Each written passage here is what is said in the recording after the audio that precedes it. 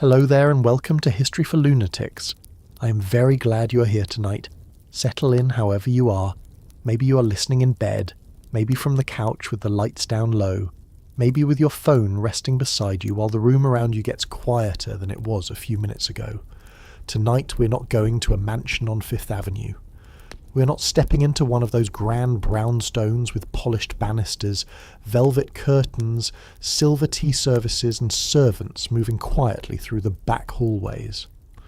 We're not going to the opera or the stock exchange or the new electric city that newspapers love to describe as if the whole future had arrived at once. Tonight we're going somewhere much smaller, much darker and much more crowded. We're going home with a poor family in New York around the year 1900, and I want to say that word home carefully, because the place we're entering tonight may not look like what you expect a home to be. It may not have a private bathroom. It may not have a hallway that belongs only to the family. It may not have a bedroom for the parents, or a bed for each child, or a kitchen that is separate from the room where everyone eats, works, argues, coughs, sleeps, prays, and waits for morning. It may be 3 small rooms in a tenement building on the Lower East Side, or in Hell's Kitchen, or in parts of Brooklyn where the rent is just low enough to be possible, and still high enough to keep everyone afraid. It may be a place where the windows look not onto a street, but into a narrow air shaft, where sunlight visits for a few minutes and then disappears, where the smell of boiled cabbage, coal smoke, damp plaster, sweat, laundry soap, kerosene, stale beer, and human life presses itself into the walls and never fully leaves. And yet for the people inside it, this is not a symbol. It is not a museum room. It is not a photograph in a reformer's book meant to shock middle-class readers over breakfast. It is the place where the baby learns to walk by holding onto a chair leg. It is where the mother keeps the rent money hidden in a cracked cup behind a tin of flour. It is where a father comes back from the docks or a pushcart or a garment shop with his collar damp and his hands rough from a day that began before the children were properly awake. It is where someone laughs. It is where someone gets sick. It is where someone whispers in another language after the lamp has gone low. It is where life, crowded and difficult and ordinary, keeps happening. Before we step all the way inside, I want to ask you something simple. Where are you listening from tonight? Not just the city or the country, though I always love knowing that, but the room. Are you in a room with a door you can close? Is there a light switch close enough that you do not have to stand up to reach it? Is there a bathroom somewhere down the hall that belongs to you or your household alone? Is there a window near you? And if you opened it, would the air outside feel like yours to breathe? These are such small things that most of us barely notice them. A door, a switch, a sink, a little empty space between one person and another. But for a poor family in New York at the beginning of the 20th century, those small things could separate comfort from humiliation, health from illness, rest from a kind of exhaustion that soaked into the bones. That is what we're going to sit with tonight. Not the famous skyline, not the wealthy families riding uptown in carriages, not the bankers and department stores and electric signs, but the rooms behind the crowded windows. The rooms where ordinary people lived close enough to hear the neighbour's spoon scrape the bottom of a bowl through the wall. And before we begin, if this kind of slow history speaks to you, if you like spending time with the details that most textbooks pass over in a sentence or two, it would mean a great deal if you liked the video and subscribe to the channel. You do not have to do it this second. Do it when you feel that small pull, when some detail makes the past feel suddenly near. And if you want to leave a comment telling me where you're listening from, or what time it is in your part of the world, I genuinely enjoy reading those. There is something fitting about people listening from quiet rooms all over the world while we visit one loud, crowded, stubborn little apartment in old New York. Now let us begin by clearing away the picture most of us accidentally carry in our minds. When people say old New York, it is easy to imagine brick streets shining after rain, boys in caps shouting headlines, women with long skirts stepping carefully across a curb, horses steaming in winter air, elevated trains rattling overhead, a A city rough around the edges but somehow lively and charming. And yes, pieces of that picture are real. New York in 1900 was alive in a way that startled people who arrived there for the first time.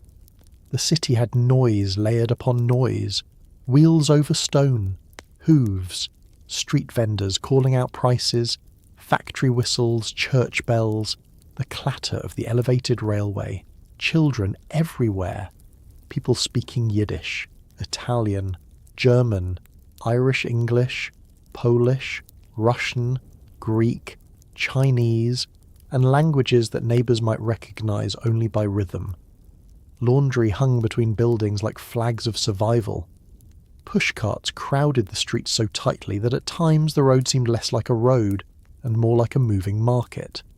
The city smelled of bread, fish, coal, manure, garbage, onions frying in fat, horses, wet wool, river mud, and too many people living too close together. It was not quiet. It was not clean. It was not gentle.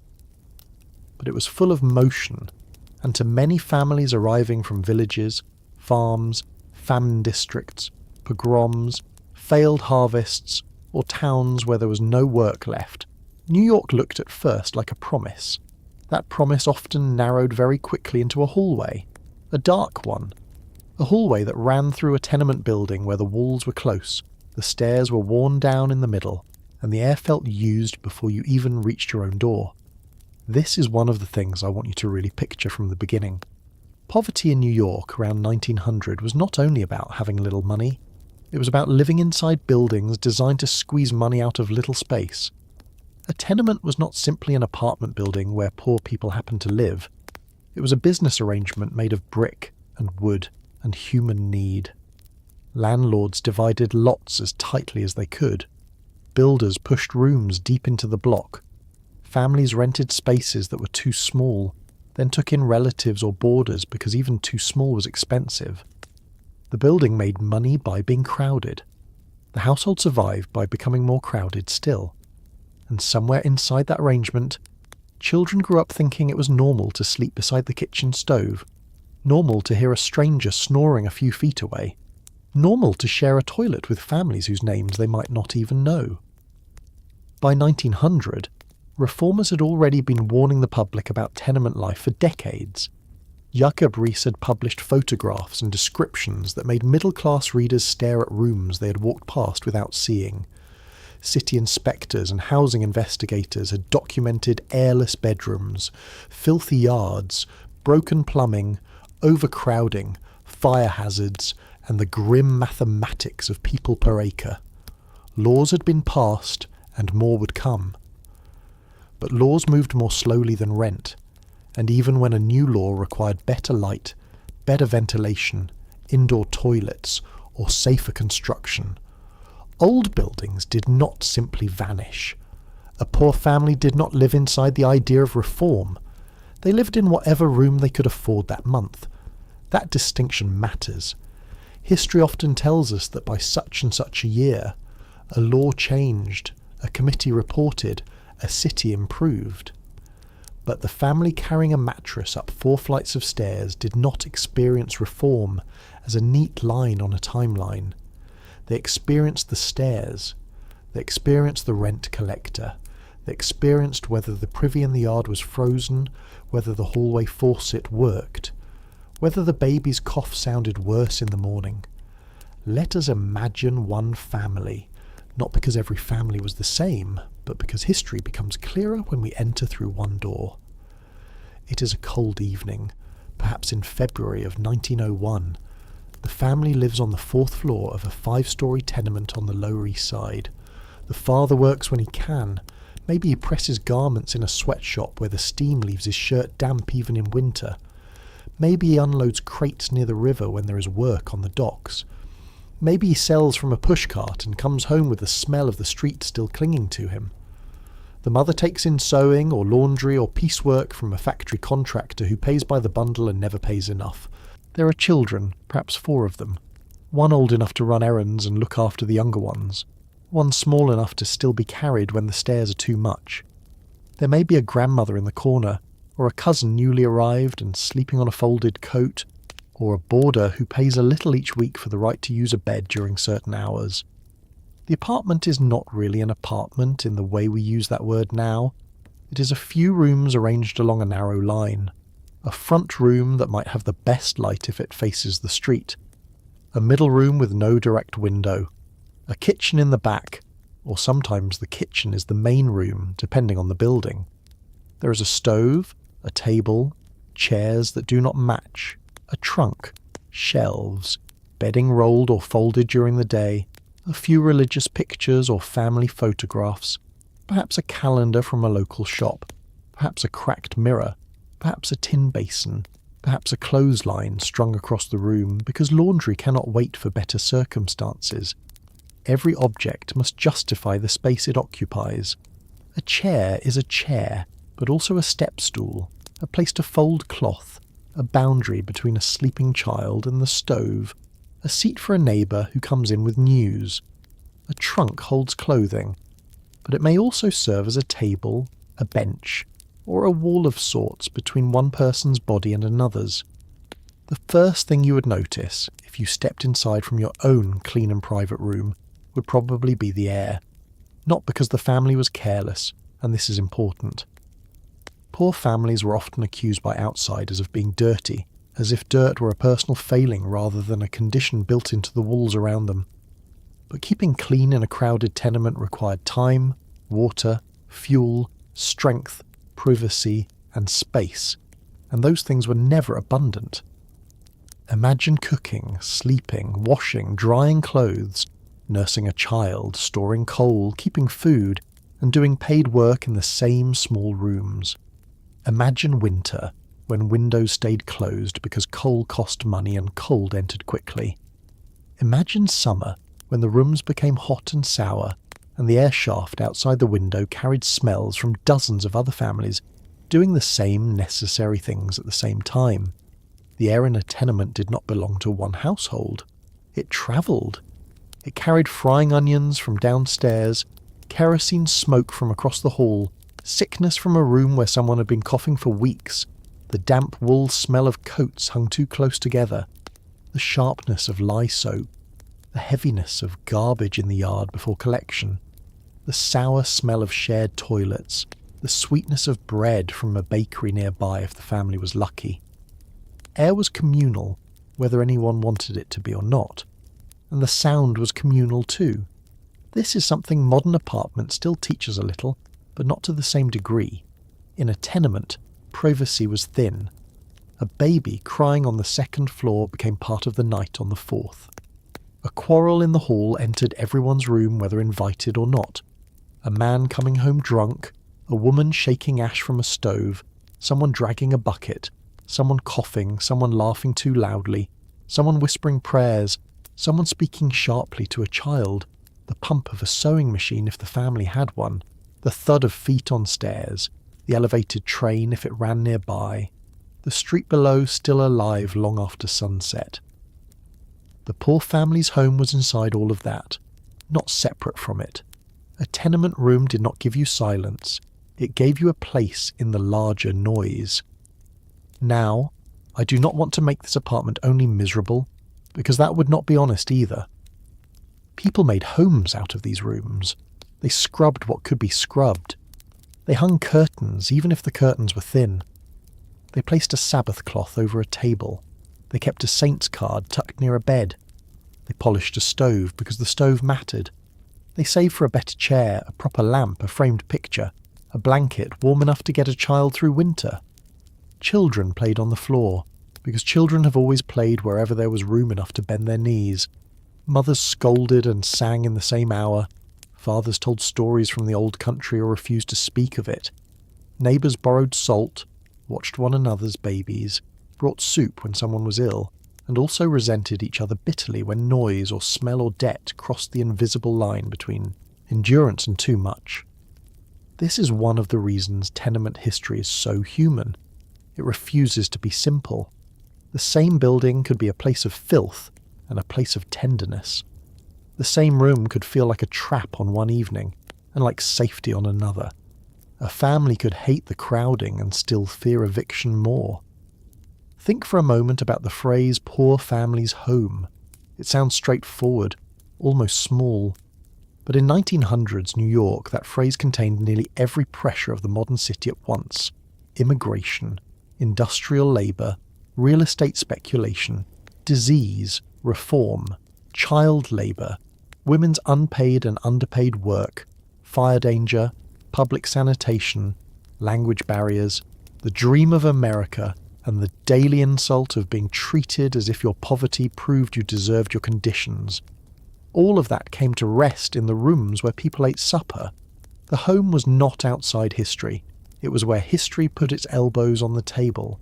And this is why I want to move slowly.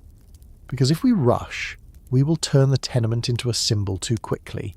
We will say overcrowding and think we understand it. We will say poverty and think the matter is settled. But overcrowding is not an abstract condition when you are the child trying to sleep while two adults whisper beside you, because there is nowhere else for them to talk. Poverty is not abstract when a mother decides whether to buy coal or pay the rent short and hope the landlord waits until next week. Bad ventilation is not abstract when the middle room smells damp and the youngest child's breathing sounds tight. Lack of privacy is not abstract when the toilet is down the hall or in the yard and everyone knows when you go. Home is made of details. Hardship is made of details too. So tonight, we are going to begin at the threshold. Not with a chart, not with a reform report, not with a sweeping statement about urban life, though those things matter and will come into view. We are going to begin the way the family began every evening, by coming in from the street. Imagine the street first. It is late in the day, and the sidewalks are crowded with people who are tired in different ways. A boy carries a bundle almost as large as his torso. A woman bargains over onions from a pushcart, because 1 penny saved on onions may matter by Friday.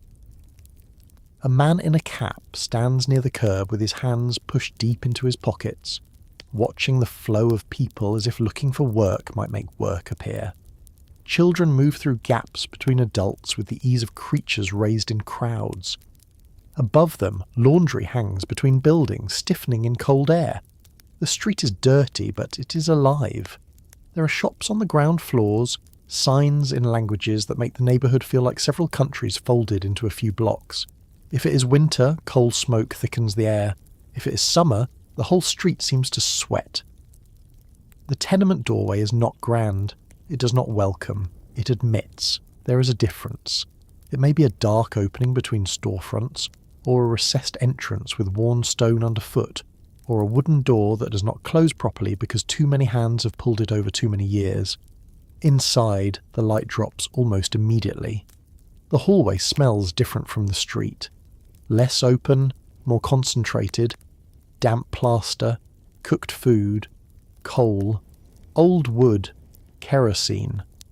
Maybe the sharp odour of a toilet nearby if the building has indoor hall toilets, or the worst smell drifting in from the rear yard if it does not.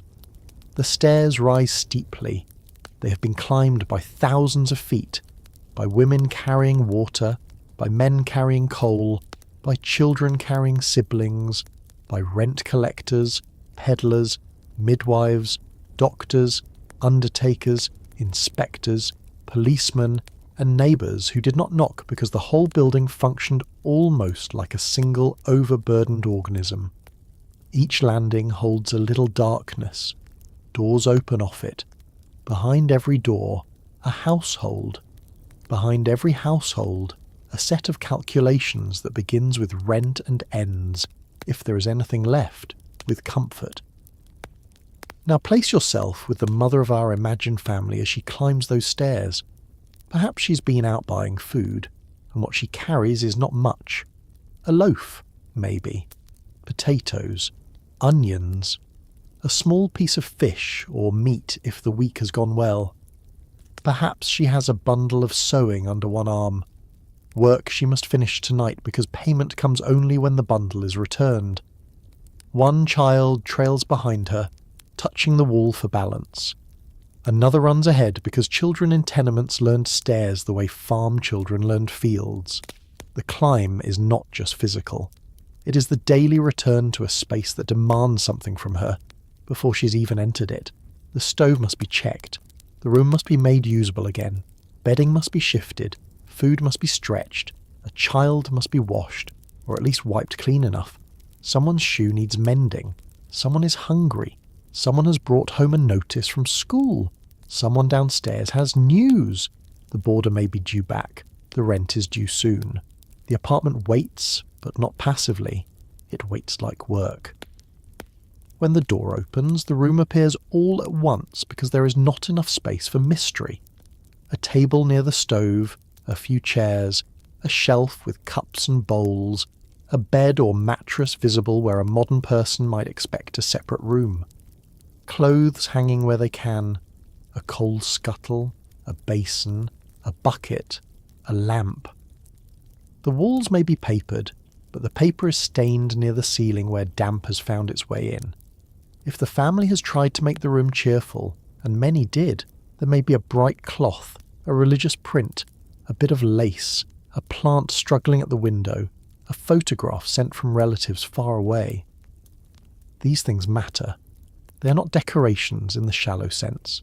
They are claims. They say this is not only rented space, this is ours for now. We are here. We are not only what the landlord sees. We are not only what the reformer photographs. We are a family. But the room is still small. The smallness always returns. It returns when someone tries to pass behind someone else, and both must turn sideways. It returns when the table has to be cleared not only after eating, but before anything else can happen. It returns when a child wants to play and is told to stop because there is nowhere for noise or motion to go. It returns when night comes, and the home has to be rearranged for sleeping, as if the entire apartment changes jobs after dark. That is one of the central truths of a poor family's home in New York around 1900. Rooms did not have one purpose. They could not afford to. The kitchen was not just a kitchen. It was a workshop, laundry room, nursery, sick room, dining room, parlour, and bedroom depending on the hour.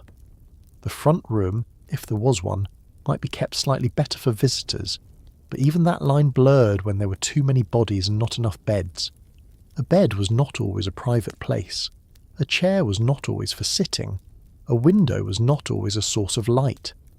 Sometimes it looked into a shaft so narrow that another wall stared back at you like a second night. This is where our story is going. Through the doorway, into the rooms, toward the stove, the beds, the windows, the shared water, the hall, the yard, the sounds at midnight, the small routines that kept people alive inside a city that often treated them as replaceable. We will look at what the walls were made of, what the family owned, where they slept, how they washed, what they smelled when they woke, what they feared when a fire bell rang, and what counted as comfort in a place where comfort had to be carved out by hand.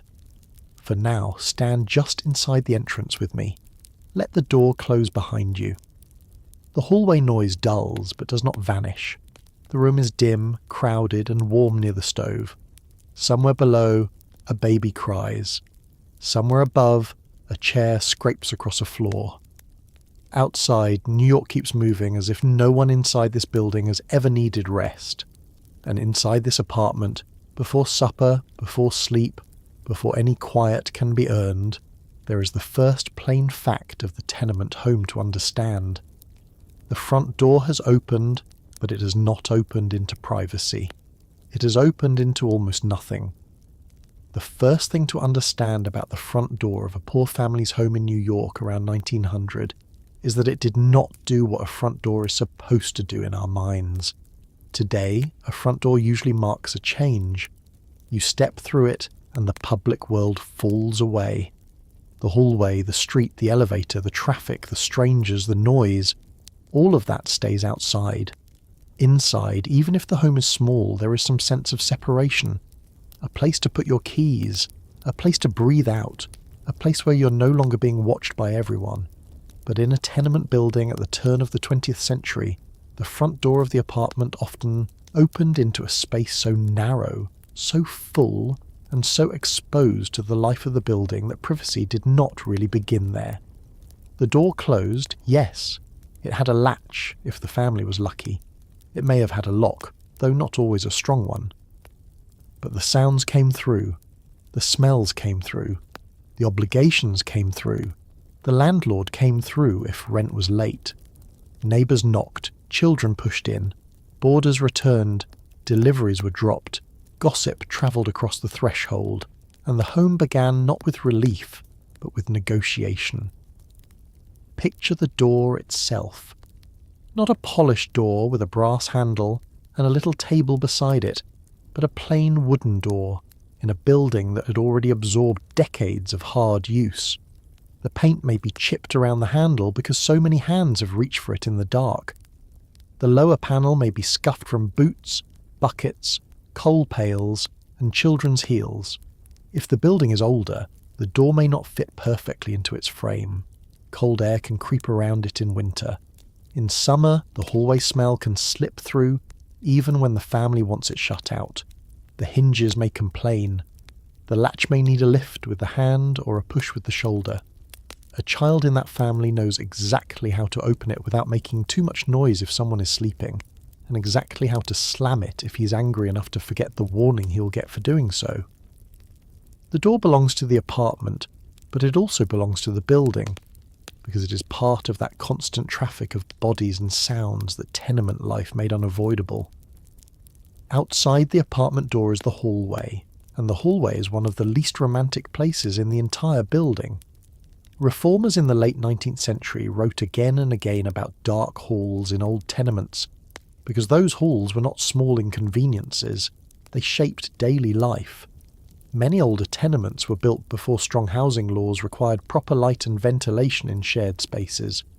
A hallway might have no direct window, or one window at the far end that did almost nothing for the inner floors. Even during the day it could be dim.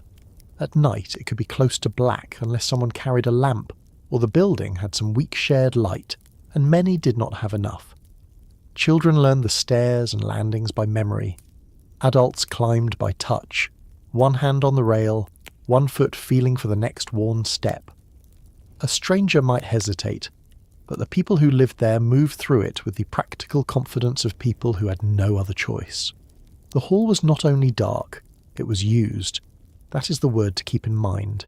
Used by everyone, for everything that could not fit inside the rooms or did not belong there.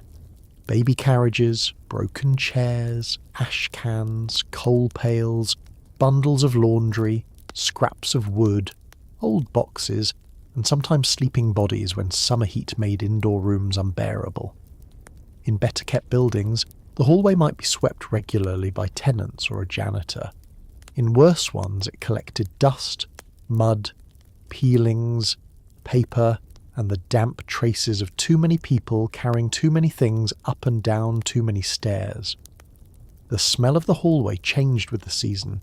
In winter it smelled of coal smoke, wet wool, and stairwood dampened by tracked-in slush.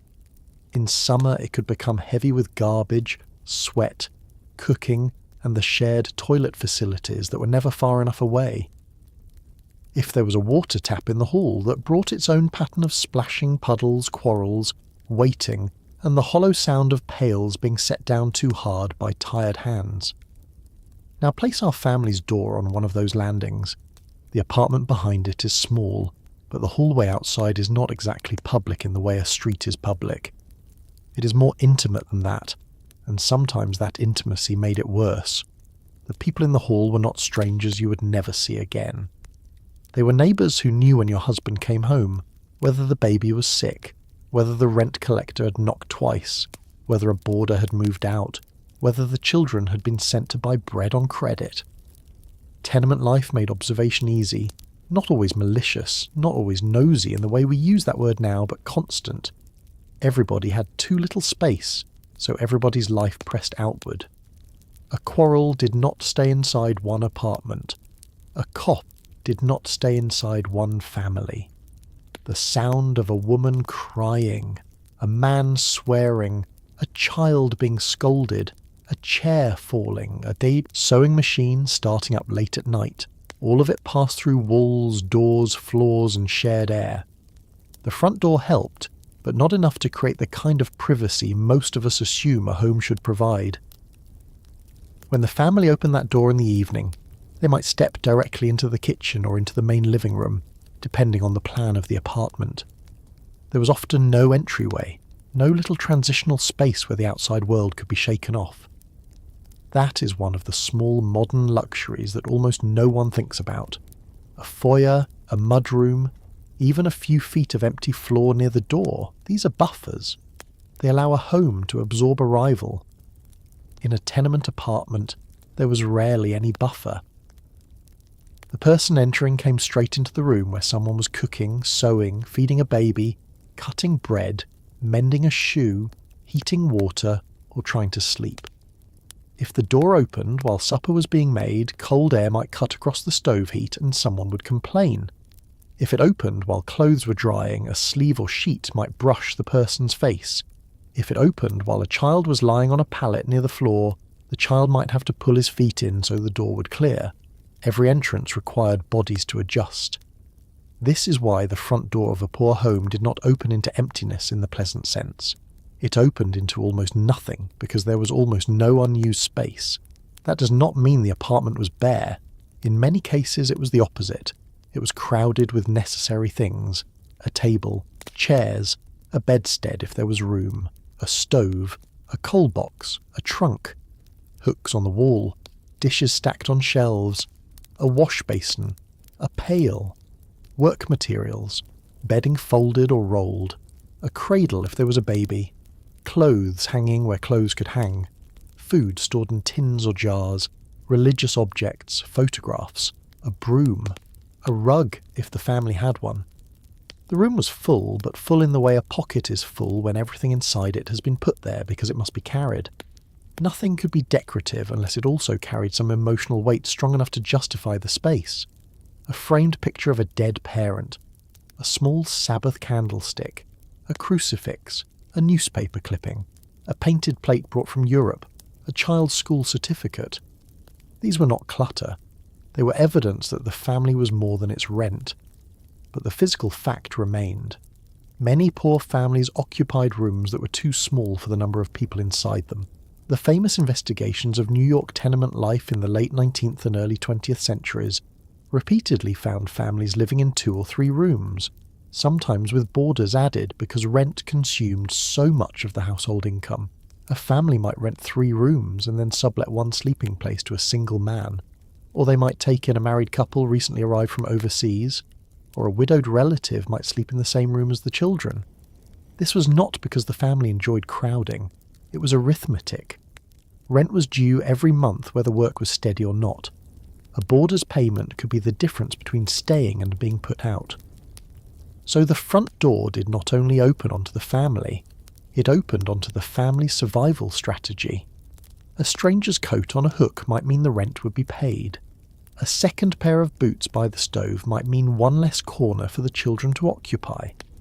This is the kind of compromise that poverty makes ordinary. Let us stay at the threshold for a moment and think about what someone entering would see first. If the apartment was in an older tenement, the front room might be the best room because it faced the street and received the most light. That light was precious. A street-facing window could make the difference between a room that felt alive and a room that felt like storage for human beings. Families often treated the front room with special care if they had one. It might hold the better chair, the table where guests were received, the photograph of relatives, the cleaner cloth. But if the family was very crowded, that distinction could collapse by evening. The front room that looked almost presentable at noon might become a bedroom at night. Bedding would come out, chairs would be shifted, a boarder might take one side of the room, children might lie crosswise on a mattress. Privacy would be arranged not by walls but by habit, darkness, and the courtesy of not looking too directly. In some apartments, the door opened into a kitchen instead, and the kitchen in a poor tenement home was often the hardest working space in the household. It held the stove, and the stove was not a simple appliance. It was heat, cooking, hot water, drying, and sometimes comfort. In winter, the space near it became the centre of the apartment, because the other rooms could be sharply colder. In summer, the same stove made the apartment almost unbearable, especially in the upper floors where heat collected under the roof. The door opening into such a room brought the whole household into immediate contact with the stove's demands. Coal had to be bought, carried, stored, and managed. Ashes had to be removed. Food had to be prepared on a tight budget. Water had to be heated for washing. If the mother took in laundry, steam might fill the room. If she took in sewing, cloth might be piled near the table. If the family did piecework, the kitchen table might become a workbench after supper, with children helping because small fingers could pull threads, sort flowers, finish garments, paste labels, or do other repetitive tasks that paid almost nothing but added something. Here is a detail that matters more than it first appears. When there is no entryway, dirt enters directly into the living space. A man coming home from the street brings street dirt with him. In 1900, that street dirt was not just dust. It could include horse manure, coal soot, mud, factory grime, spilled food, garbage residue, and whatever the city had failed to wash away. Shoes carried the city into the apartment. Skirts brushed it up. Children tracked it in. The family might sweep constantly and still never feel finished. Reformers often described poor tenement rooms as dirty, but a person has to be careful with that word. Dirt was not simply a matter of effort. It was a matter of location, infrastructure, and time. If the hallway was dirty, the stairs were dirty, the street was dirty, the water had to be carried, the mother was working for pay inside the home, and there were several children in 2 or 3 rooms. Then cleanliness became a battle fought hour by hour with bad tools. It is one thing to scrub a kitchen when you have a sink, hot water, a private drain, a clear counter, and a floor not being crossed by 6 people. It is another thing entirely when the water itself must be fetched, heated, used carefully and thrown away somewhere else. The threshold also reveals something about security. For a poor family in New York, the apartment door was not only a boundary between home and building, it was the family's main protection against theft, intrusion, and embarrassment. But it was not always enough. Boarders might have keys. Older children came and went. Neighbours borrowed and returned. Landlords or agents sometimes entered with a confidence that would shock a modern tenant. The rent collector was a feared figure in many working-class households, because his visit was not simply a financial reminder. It was a threat made visible. If the rent was short, the entire apartment seemed to know it. The knock at the door could tighten the room. Voices lowered. Someone checked a drawer, a cup, a pocket, the place where coins were hidden. In a home with almost no private rooms, financial fear had nowhere discreet to go. Children heard it. Boarders sensed it. Neighbours might hear enough through the wall to guess the rest. And then there was the question of shame. We do not talk about this enough when we describe housing. A bad home does not only make life physically difficult, it can make people feel exposed. A mother might know that the room is overcrowded and still want it to appear decent when someone knocks. She might smooth the tablecloth, straighten the bedding, push laundry into a corner, wipe a child's face with the edge of her apron, and open the door as if the apartment were not already betraying her efforts. Poor families were not indifferent to respectability. Many cared intensely. Immigrant families especially often lived under the gaze of people ready to accuse them of backwardness, dirtiness, ignorance, or moral failure. A neat room mattered, clean children mattered, a swept floor mattered, a religious image or family photograph placed carefully on the wall mattered. These things said that poverty had not erased standards. They said that the family understood dignity, even if the building did not. At the same time, the front door could be a place of community. That is the part of the story that should not be lost. In a tenement, a closed door did not always mean isolation. Neighbours relied on one another because the building forced interdependence. A woman might knock to borrow a cup of flour, a bit of coal, a match, a pot, a needle, a coin until payday. Children moved between apartments carrying messages or plates of food. A neighbour might sit near the doorway to talk while shelling peas, mending or nursing a baby. In summer, when the rooms were too hot, doors stayed open for air, and the hallway became an extension of the home. People sat on stoops, landings, fire escapes, and sidewalks, because the apartment could not contain the life inside it.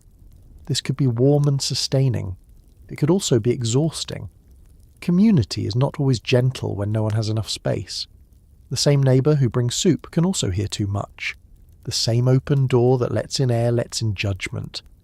Tenement life made kindness necessary and irritation inevitable. Children understood the door differently from adults.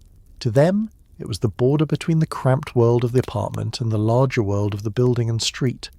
A tenement child might be sent through that door dozens of times in a day.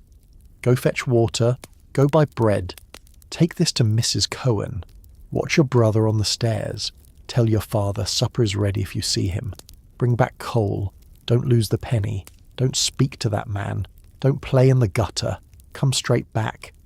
The doorway was the start of errands, freedom, danger, and responsibility. Children in poor neighbourhoods often grew up fast not because anyone made a speech about maturity, but because the household needed them. A child old enough to carry a pail, mind a baby, bargain with a pushcart seller, translate for a parent, or run to the shop on credit became part of the machinery of survival. When that child came back through the door, the apartment might be smaller than the street, but it was also the place where orders came from and where mistakes were noticed. Think too about what it meant to carry things through that entrance. Coal, for example.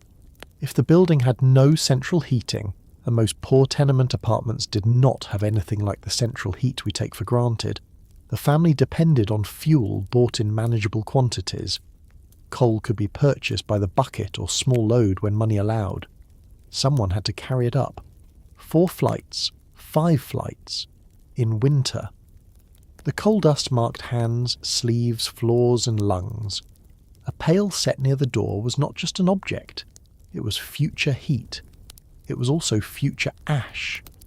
Food came through the door in small amounts because there was limited storage and little money for bulk. Laundry came in and out if the mother washed for others. Piecework bundles came in tied and counted, and had to leave finished. Also counted, because missing pieces meant lost pay. The door was part of the household economy. Goods crossed it constantly, and every crossing represented labour. There is a tendency to imagine poor homes as static, as if the family simply sat inside crowded rooms being poor.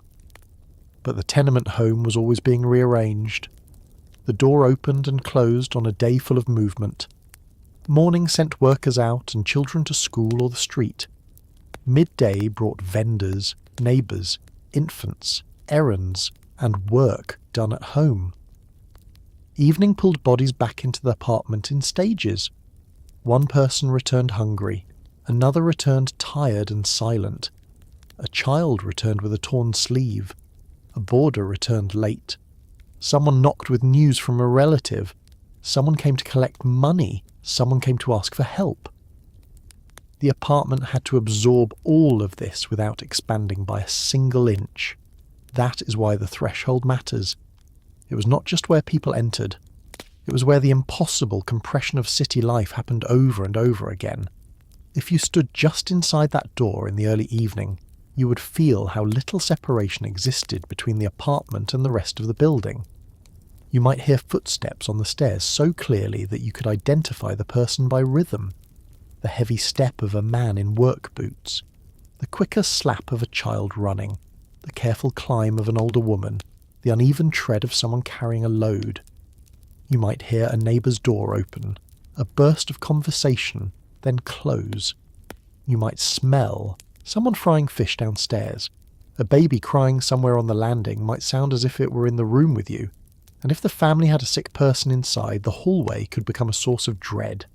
Tuberculosis, influenza, measles, diphtheria, and other diseases moved through crowded urban housing with terrible ease. A cough in a neighbouring room was not merely background noise, it could be a warning. Public health officials understood this increasingly by 1900. But understanding did not immediately give families more rooms, better air, or the money to move. The front door also marked the limits of aspiration. Many families who lived in tenements did not intend to stay there forever. That is important. Some were newly arrived immigrants saving toward a better place. Some hoped to move uptown, across the river, to a less crowded block, to a building with more light, to a place with a private toilet, to anything that would let the children grow without knowing every smell and sound of the hallway. The apartment might be temporary in intention even if the years kept passing. This gave the home a strange emotional quality. People invested in it because life had to be lived there now, but they might also speak of leaving it as soon as they could. They polished a stove they hoped not to need forever. They repaired a door in a building they did not own. They taught children to be proud and careful in rooms they were trying to escape. That contradiction is one of the most human things about poor housing. People make homes in places they are also trying to survive. Let me bring you closer to one ordinary moment. The father comes home. The hallway has already announced him before the door opens. Someone inside recognizes the steps. The youngest child looks up. The mother may glance toward the stove, toward the table, toward the bundle of work not yet finished. He enters with cold on his coat if it is winter, or street heat clinging to him if it is summer. There is no private place for him to put down the day. He's immediately in the room. If he's in a good mood, the room changes one way. If he is worried, it changes another. In a larger house, a person can retreat for a moment, wash, sit, breathe, become fit for company.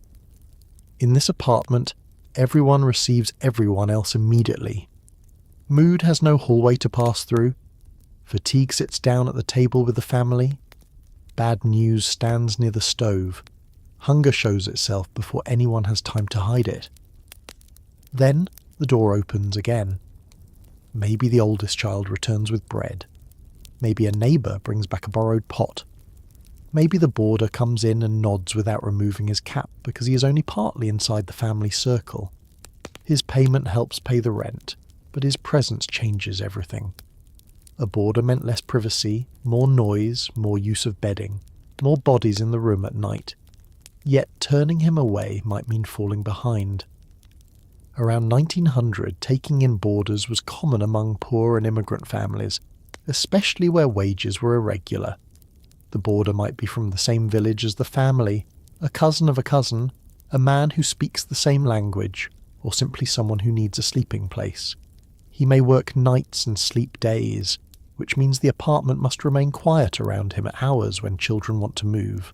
Or he may use a bed still warm from someone else, because beds in crowded working-class districts were sometimes shared by time as much as by person. The door that lets him in also lets in the reality that the home is not entirely the family's private world. It is also part lodging house, part workshop, part shelter, part business arrangement. I want to pause on that because it changes the meaning of home. We often think of home as the place where the family can stop performing for the outside world. But a poor tenement family often had to perform inside the home too. They performed respectability for visitors, patience for boarders, strength for children, cooperation for neighbours, and reliability for landlords. The mother especially carried much of this burden. She managed not only cleaning and cooking, but the social surface of the household. Who could be admitted? Who must be kept waiting? Whether the rent collector should be told to return later, whether the neighbour's request could be refused without causing trouble, whether a child's noise would disturb the boarder who paid for sleep. The front door was therefore part of her work. Opening it, closing it, answering it, guarding it, apologising through it, borrowing through it, refusing through it. A door can be a tool as much as a boundary, and still, inside all this pressure, there were moments of ordinary relief. A child bursting in with a heel of bread still warm from the bakery, a father entering with an orange bought cheaply from a street seller, and the room briefly changing because fruit in winter could feel like a holiday. A neighbour's knock that brings good news from someone newly arrived. A mother standing in the doorway for a few seconds in summer because the hall has a slight current of air and the apartment is too hot to bear. People do not live only in hardship, even when hardship is constant. They live around it, through it, sometimes against it. The front door opened onto worry, but also onto jokes, errands, visits, food, news, wages, and the return of people the household needed. As evening deepened, the door became even more important. Outside, the street might still be active, especially in crowded districts where people use the sidewalk as an extension of their homes. Vendors called late. Children lingered. Men gathered near saloons. Women finished errands. The building continued to move. But inside the apartment, the family began the nightly work of turning day space into night space. This could not happen while people were still coming and going freely. At some point the door had to close more firmly. The room had to be rearranged. The table might be shifted. Bedding might come out from under a bed or from a trunk. Clothes might be moved from a chair. A lamp might be lit if there was oil enough. The stove might be damped down or fed depending on the cold. The children might be told to stop running in and out. The boarder's sleeping place might be prepared.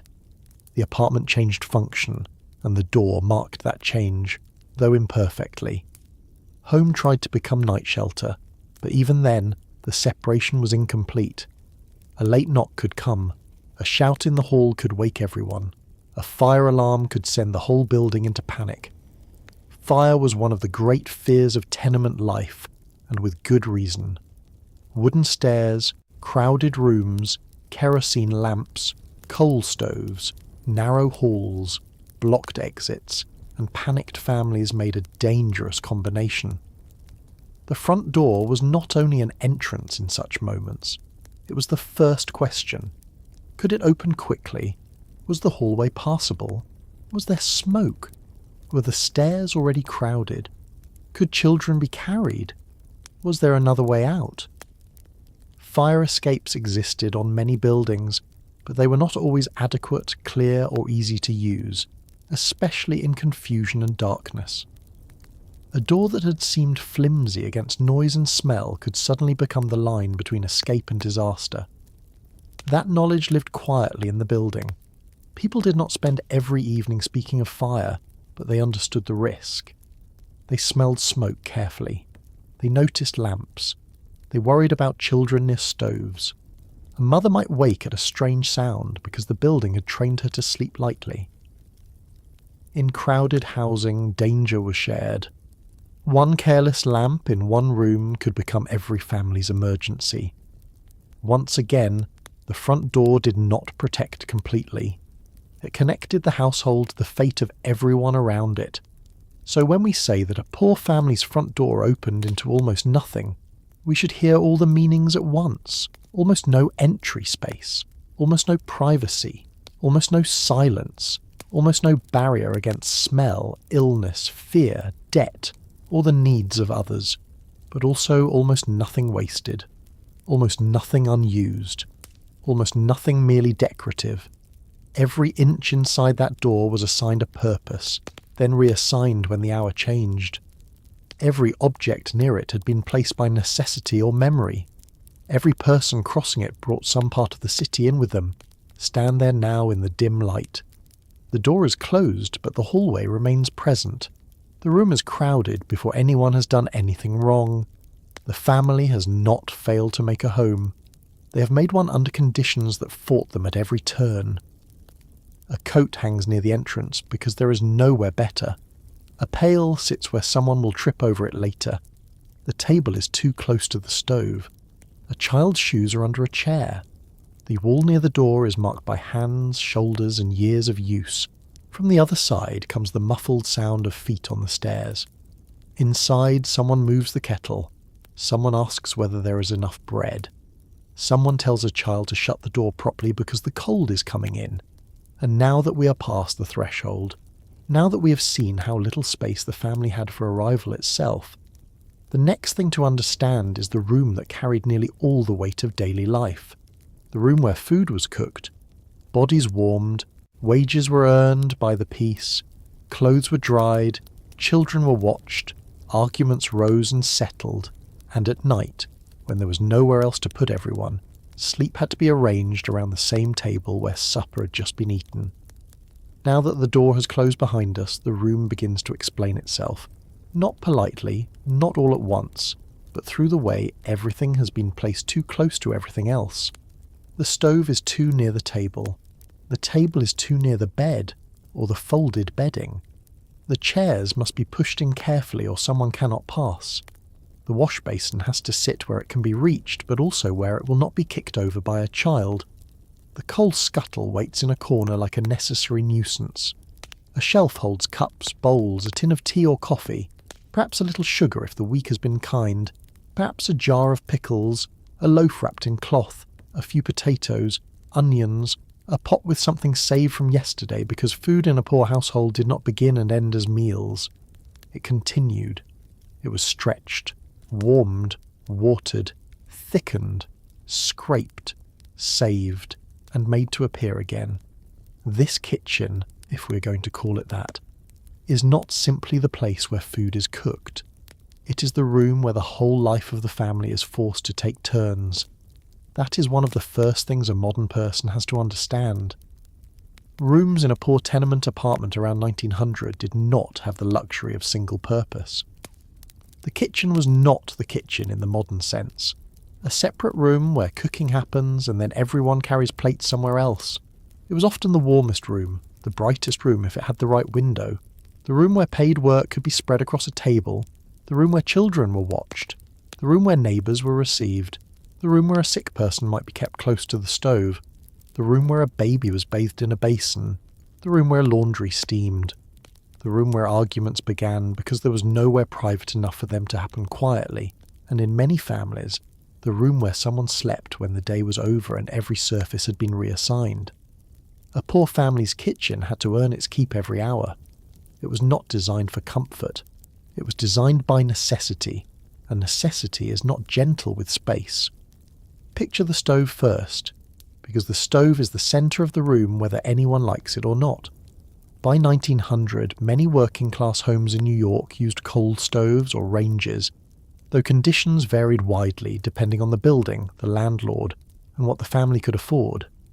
A newer apartment might have gas available, but gas cost money and older habits did not disappear overnight. In many poor homes, coal was still the daily reality. Coal was heat, cooking, hot water, and winter survival, but coal was also dirt. It left dust on hands, on aprons, on the floorboards, on the wall behind the stove, on the lungs of the person who shook it, carried it, swept around it, and tried to keep the room respectable in spite of it. It had to be bought in small amounts by families who could not afford to purchase fuel in large quantities. A bucket here, a little more when wages came in, enough to keep the fire going but not enough to stop worrying about it. Coal took space before it was burned and made ash after it was burned, so even after it had done its job it demanded more work. Someone had to empty the ash, carry it out, keep the fine grey dust from spreading into the food and bedding, and make sure the stove did not go cold when the room needed it most. In winter, that stove was almost beloved despite all the trouble it caused. The room around it became the family's weather system. Near the stove, a child's hands could warm, a pot could simmer. Wet stockings could be hung to dry. A father coming in from the street might stand close for a moment before saying much of anything. A mother could heat water to wipe the baby's face or soften yesterday's bread into something edible. But even then the warmth was uneven. Tenement rooms could be hot near the stove and cold near the wall, especially in older buildings with thin walls, poor windows, drafts around frames, and damp that seemed to enter from every seam. A child sleeping too close to the stove risked smoke, sparks, or heat. A child sleeping too far away might wake cold. The family learned the map of the room by temperature. This chair is warmer. That corner is damp. The floor near the door is draughty. The wall by the window sweats in winter. These were not little inconveniences. They shaped where bodies went. In summer, the same stove became almost an enemy. The city outside was already hot, and in crowded districts the heat collected between buildings, rose from pavements, mixed with street smells, and entered windows that did not open onto much air. Cooking still had to happen. Water still had to be boiled. Laundry still had to be washed. Babies still needed tending.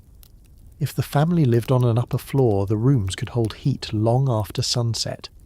The kitchen might become so close and heavy that people took chairs into the hallway, or sat on the stoop or fire escape just to breathe.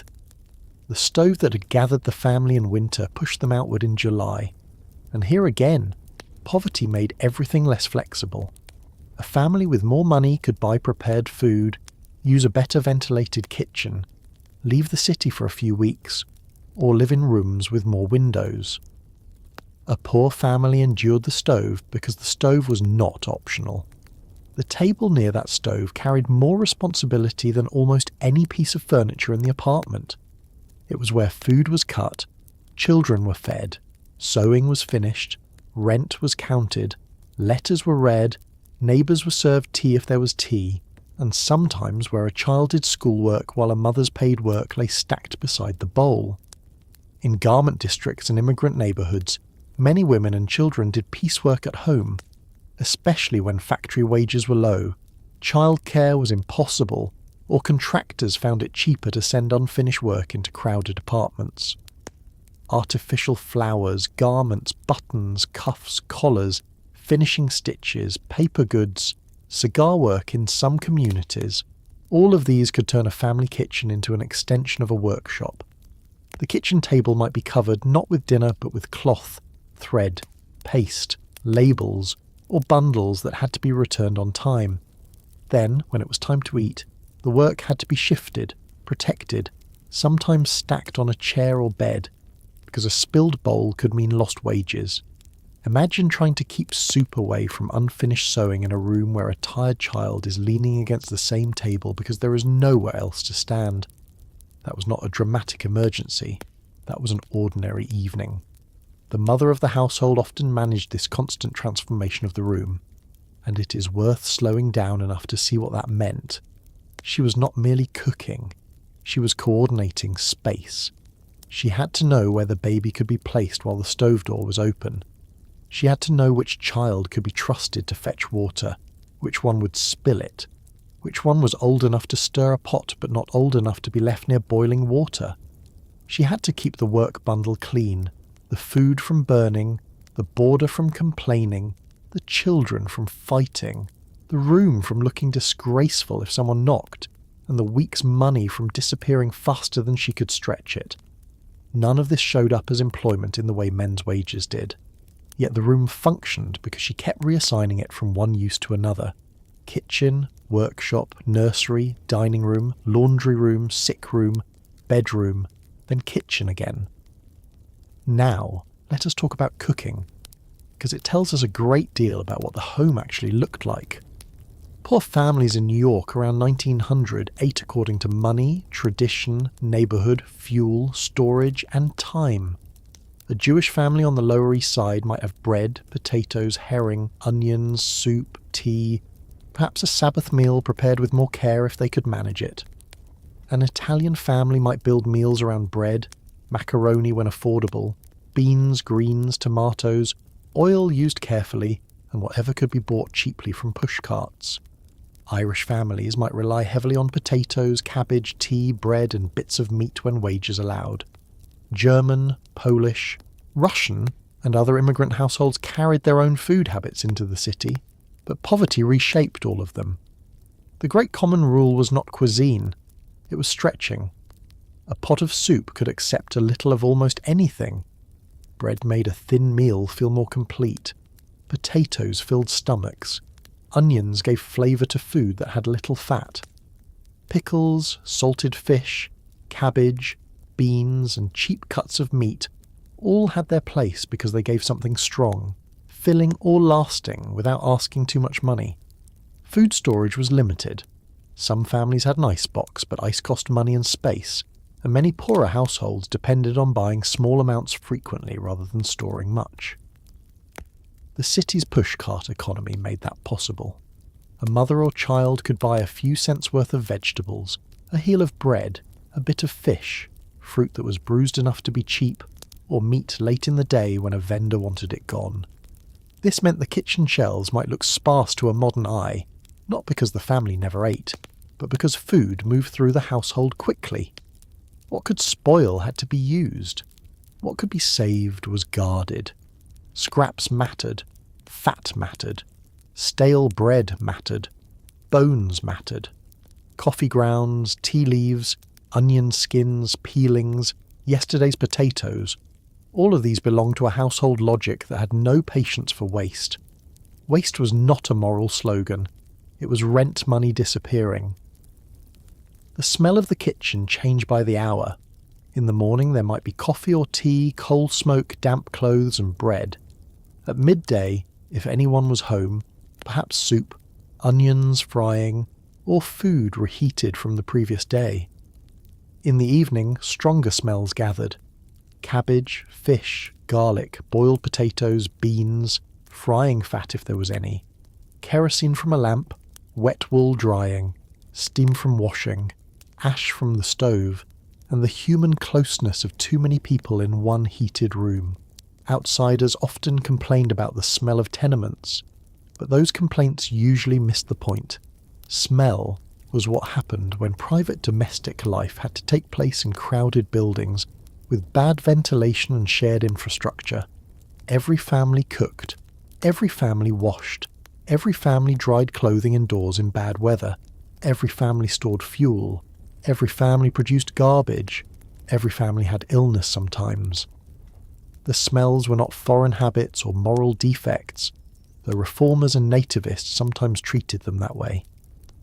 They were the physical evidence of life being lived in rooms too small for it. If there was a sink inside the kitchen, that was a major difference.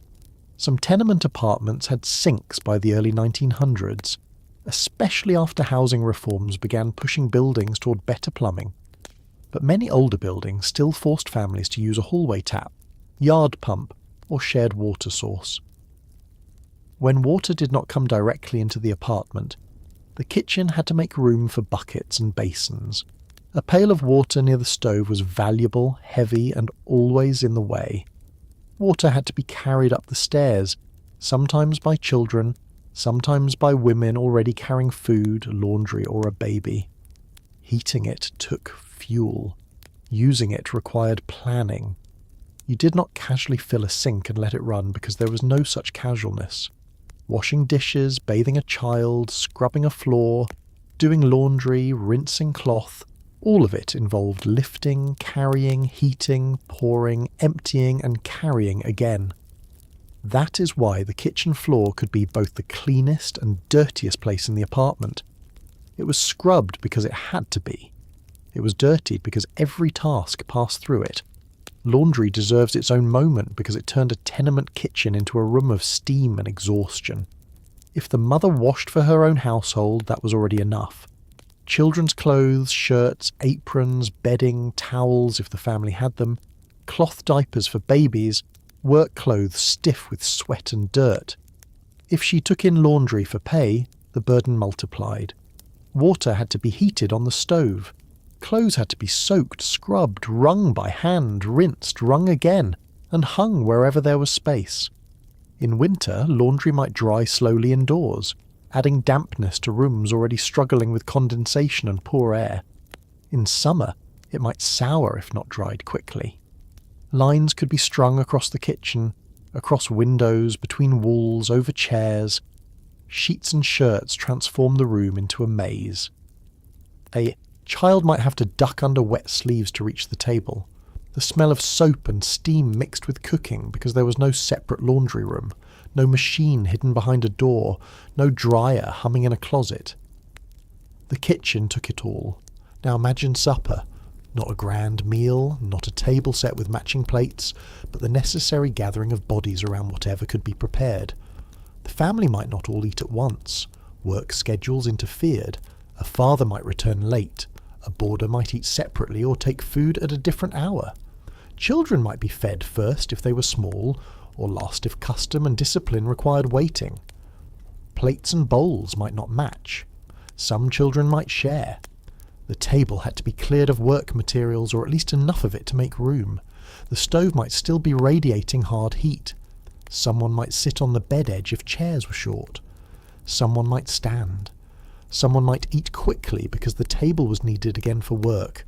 The kitchen was the dining room not because eating there was cosy, but because there was nowhere else to eat.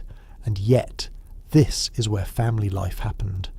That is the part I do not want to flatten. Around that table, languages survived. A child might learn English outside and answer in it too proudly, while a parent insisted on the language of home. A mother might tell a story from the village she left, or refuse to speak of the crossing because too much had happened there.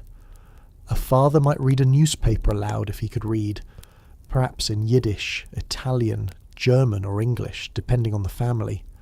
A child might bring home something from school that sounded strange to the older generation. A neighbour might step in with news about work, illness, a strike, a wedding, a death, a relative newly arrived at Ellis Island. The table was crowded, yes, but it was also where the family interpreted the city.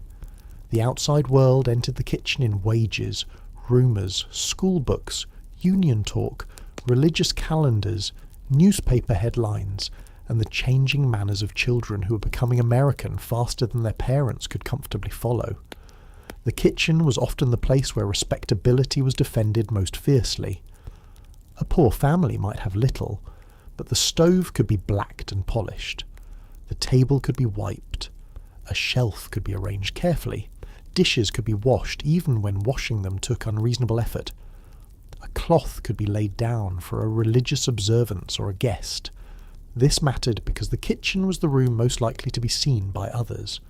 When someone knocked and entered, they did not pass through formal spaces before reaching the family. They were in the working heart of the home almost immediately. A woman might be judged by that room. Was it swept? Were the children clean? Was the food decent? Was the bed made if a bed stood there? Were the smells manageable? Were the work materials orderly? These judgments were not always fair, and often they were cruel, but they mattered socially. People who'd been given very little privacy were still expected to display control over the few rooms they had. Children lived very close to adult labour in that kitchen. They saw how money was made and lost. They knew when the cupboard was low. They knew which shopkeeper allowed credit and which one had refused. They saw their mother's hands reddened by washing or needlework. They heard their father's silence when work was scarce. They watched boarders pay. They watched rent being counted. Childhood in such a room was not sealed off from the household economy. A child might do homework beside a pile of piecework, then help finish it. A younger child might fall asleep while adults still sewed or talked. A baby might nap in a cradle or drawer near the stove because that was the warmest place. Play existed, of course. Children always find play. A spoon becomes a toy, a chair becomes a horse, a scrap of cloth becomes a doll's blanket. But play had to negotiate with work at every turn. Do not knock over the basin. Do not touch the stove. Do not wrinkle the sewing. Do not wake the boarder. Do not open the door. Do not waste the coal. Do not spill the soup. In a crowded kitchen, discipline was not always a theory. It was traffic control. There is another reality we have to bring into the room, and that is illness. In a larger home, a sick person might be placed in a separate bedroom. In a poor tenement apartment, sickness often remained in the main room because the main room was warmest and easiest to supervise. A child with fever might lie on a mattress near the stove while cooking continued nearby.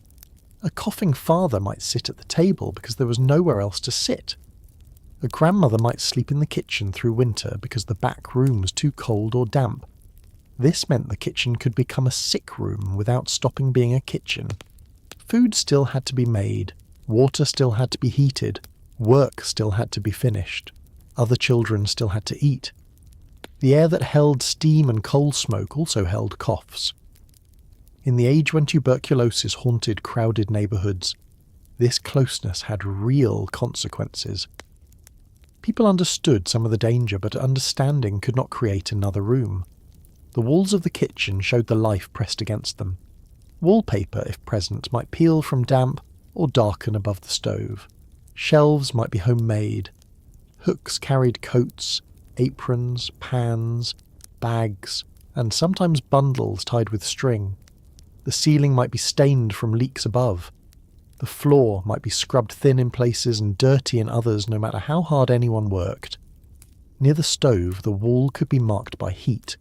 Near the basin, by splashed water. Near the door, by hands and shoulders. A modern viewer might call it shabby. The family would have known each mark more specifically. That stain came from the winter the roof leaked. That scratch from moving the bed. That burn from a coal that dropped. That nail from when they hung the picture. Poor rooms record use honestly because there is no money to erase it every season. Lighting changed the kitchen after sunset. Electric light existed in New York by 1900, but that did not mean every poor tenement kitchen glowed with it. Many families still relied on gaslight or kerosene lamps depending on the building and what they could afford. A lamp made a small circle of visibility on the table. Beyond that, corners dimmed. Shadows deepened behind hanging clothes and stacked objects. Work continued in that light. Needles moved. Bread was cut. Children were washed. A mother examined a sleeve seam or a child's scalp or the amount of coal left. A father repaired something small because replacement cost money. The room looked different under low light. It could seem softer for a moment, almost peaceful, but the softness came partly from not being able to see everything clearly. The cracked wall retreated. The crowding blurred. The table became the centre because that was where the lamp sat. At night, the kitchen might become a bedroom, and this transformation is one of the clearest signs of poverty in the home. Bedding came out from wherever it had been stored. A couch, if there was one, became a bed. Chairs might be pushed together for a small child. A mattress might be pulled from under another bed. Someone might sleep on the floor. In families with boarders, sleeping arrangements could become complicated and deeply uncomfortable. People slept in shifts in some overcrowded arrangements, especially when work schedules differed. A bed might not represent one person's private place, but a resource to be used by whoever needed it next. The kitchen, still smelling of food, coal and damp clothing, became a sleeping room because exhaustion required sleep, whether space allowed dignity or not. Imagine trying to fall asleep there.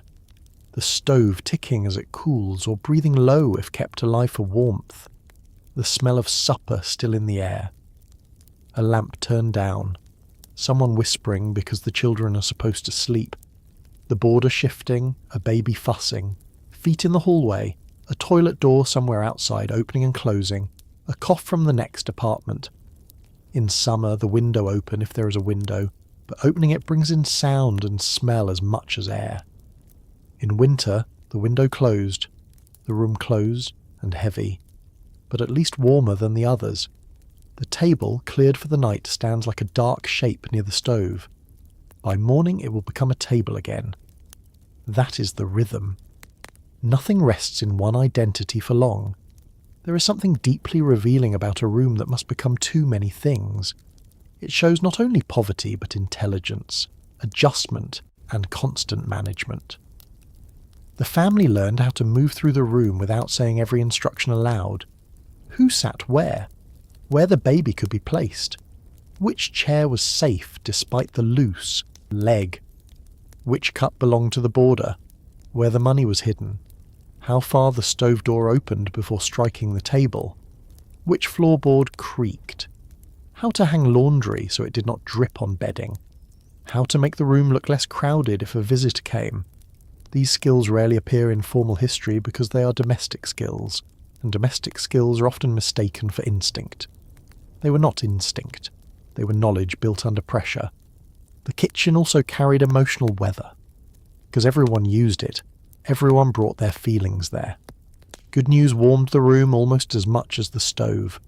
A steady week of work could make supper taste better even if the food was the same. A letter from home could turn the table quiet. A child's school success might be celebrated with something small but remembered for years. A quarrel over money could fill the room until even the children understood not to ask questions. The kitchen gave no one much room to recover privately. Forgiveness, resentment, worry, tenderness, and fatigue all had to sit close together. Sometimes this closeness created bonds that lasted a lifetime. Sometimes it created a longing to escape that was just as powerful. And yet, for all of its hardship, the kitchen was often the room people remembered most clearly.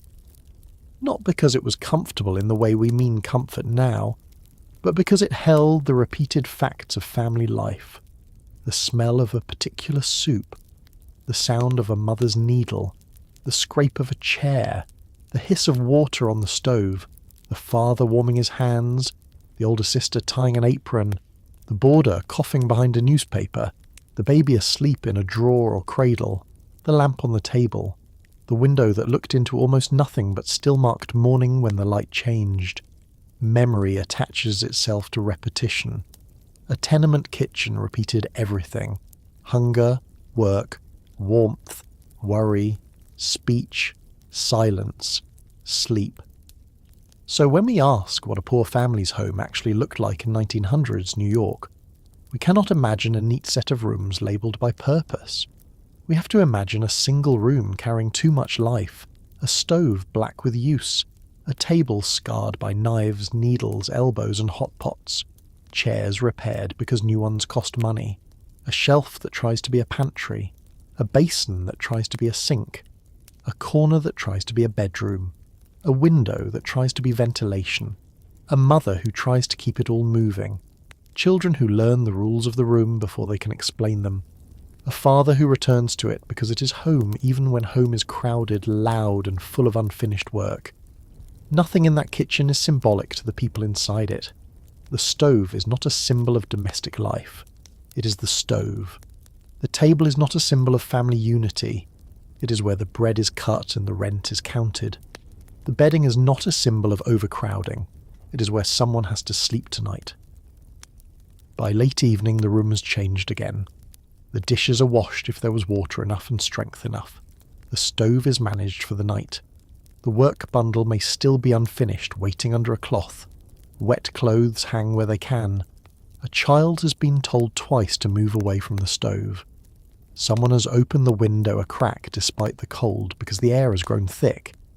From outside that window comes not fresh country air, not even the open air of a wide city street, but the complicated breath of the tenement itself. Another window opposite. Another family's cooking. A shaft too narrow for sunlight to do its work properly. Voices rising and falling from rooms stacked above and below. The kitchen has done everything asked of it for one more day, but the air in the room has not been solved. It has only been endured, and to understand that part of the home, we have to turn from the table and the stove toward the window, toward the walls outside it, toward the narrow spaces between buildings where light and air were promised on paper and often failed in practice. The window is where the room tells the truth. A table can be wiped. A stove can be polished. Bedding can be folded and pushed out of sight. A mother can straighten the chairs before someone knocks, shake out a cloth, set a cup on a shelf, and make a crowded kitchen look, for a few minutes, as if the family has more control over its surroundings than it really does. But a window is harder to disguise. It either opens to light or it does not. It either brings air or it brings the smell of everyone else's rooms.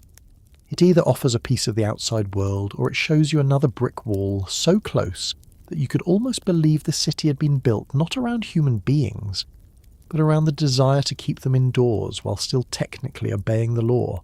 Step closer to it. Not the broad front window that a luckier apartment might have facing the street, where a child could kneel on a chair and watch push carts, horses, delivery wagons, policemen, peddlers, neighbours, and the whole restless street moving below. I mean the other window, the one in the middle room, or the kitchen of an old tenement, the one that opens into the air shaft. In theory, this window exists for health. It exists because someone, somewhere, had finally admitted that human beings needed air and light to live indoors without slowly being damaged by the rooms around them. In practice, By the year 1900, many of these windows opened into a narrow vertical slot between buildings, a shaft so tight and dim that the word air begins to feel almost insulting. The window can be opened, yes. That is the legal point. It admits something from outside the room, yes. But what it admits may not be what any person would choose to breathe. The air shaft was one of those inventions that looked more humane on paper than it felt in a poor family's home. Before the stronger tenement reforms of the early 20th century, many New York buildings had been constructed under rules that required rooms to have windows, but did not require those windows to face anything generous.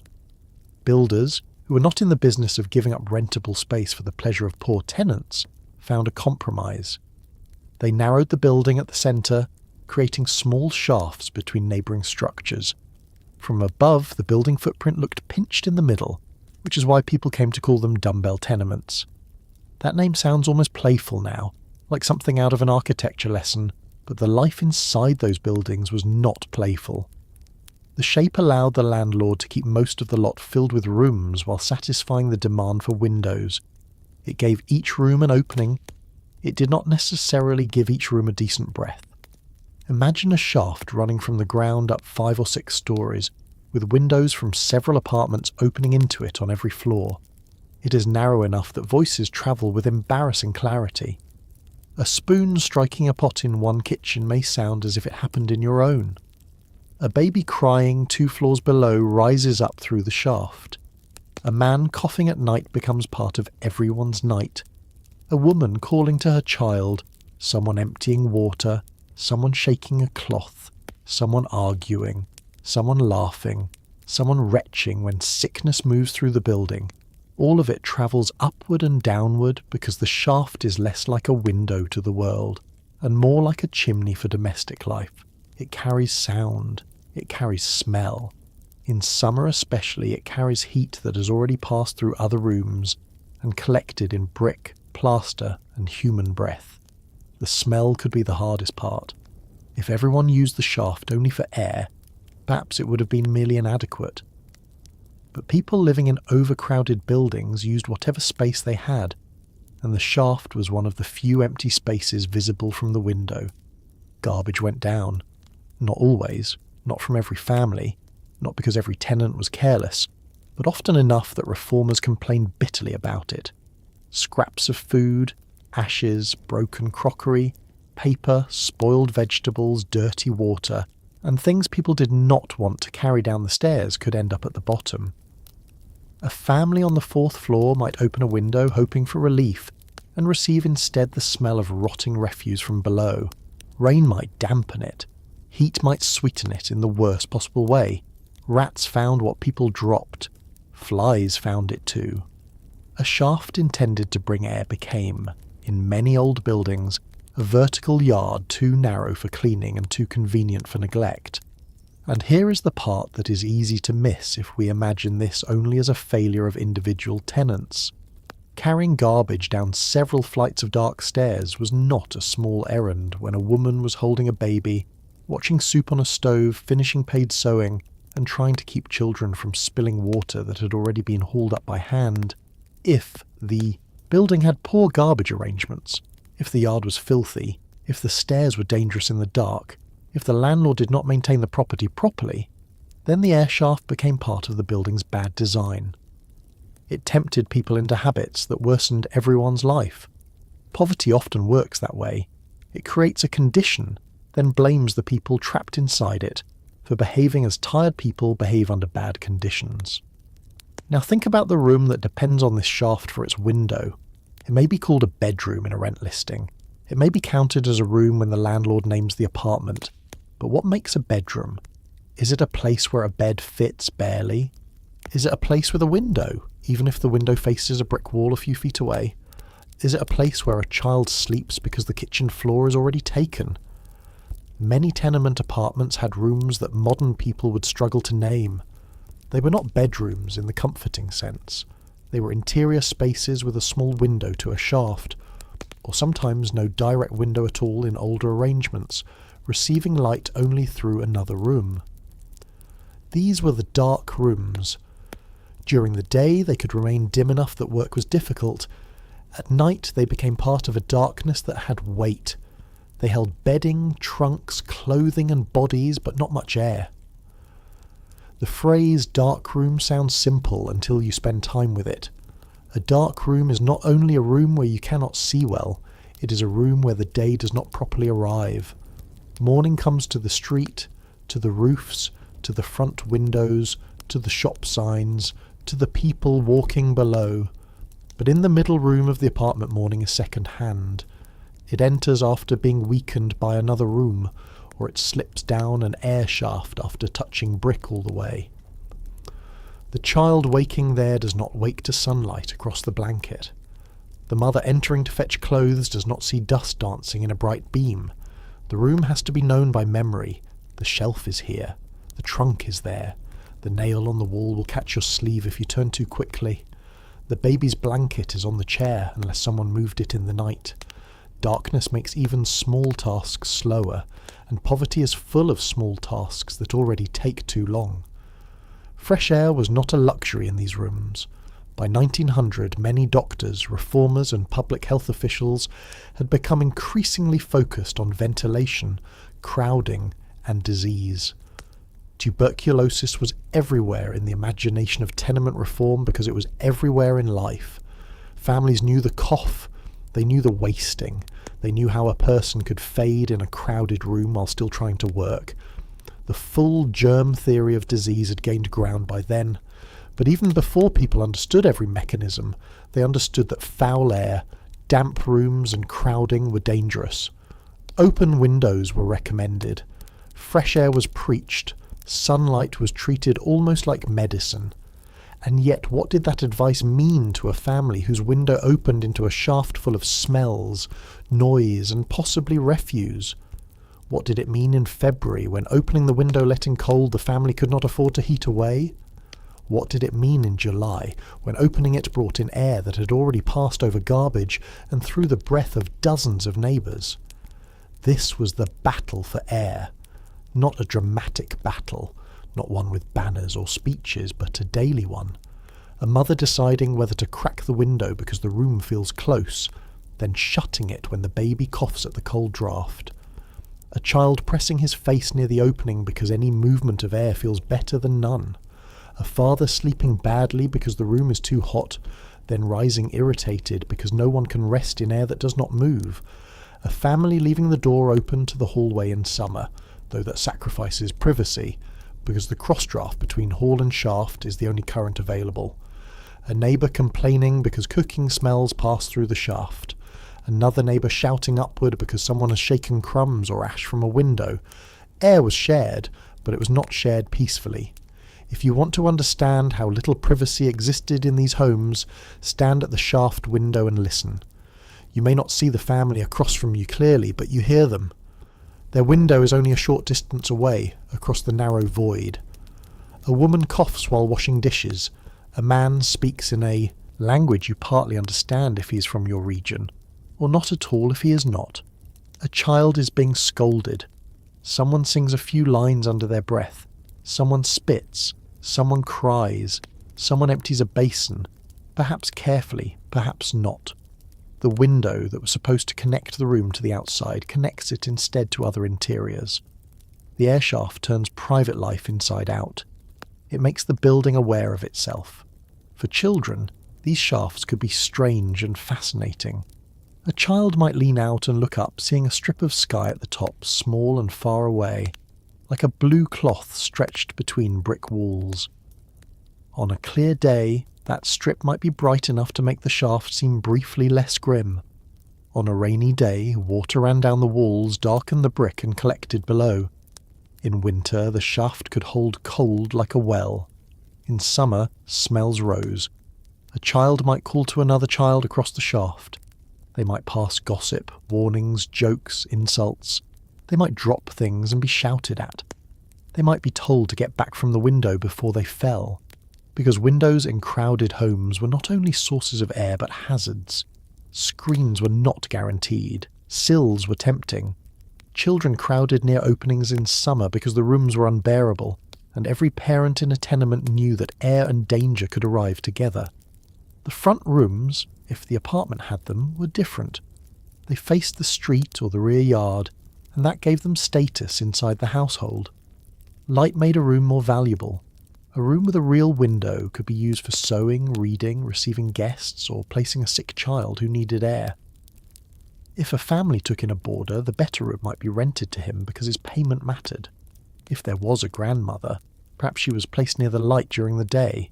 If the mother did piecework, she might work by the front window while there was daylight because every hour of natural light saved lamp oil or gas. Light had an economy. It determined where work could happen without extra cost. It determined which corner felt livable. It determined whether a plant could survive on the sill, and a plant on a sill mattered more than we might think. A bit of green in a tenement window was not decoration only. It was proof that something could grow there, but light also exposed. A street-facing window opened the family to the eyes of the neighbourhood. Curtains helped, if the family had them, but curtains blocked air and light, and so every decision involved a trade. Keep the curtain open and be seen, close it and lose the day. In summer, leave the window open and hear everything. Shut it and suffocate. Hang laundry near it and block the light.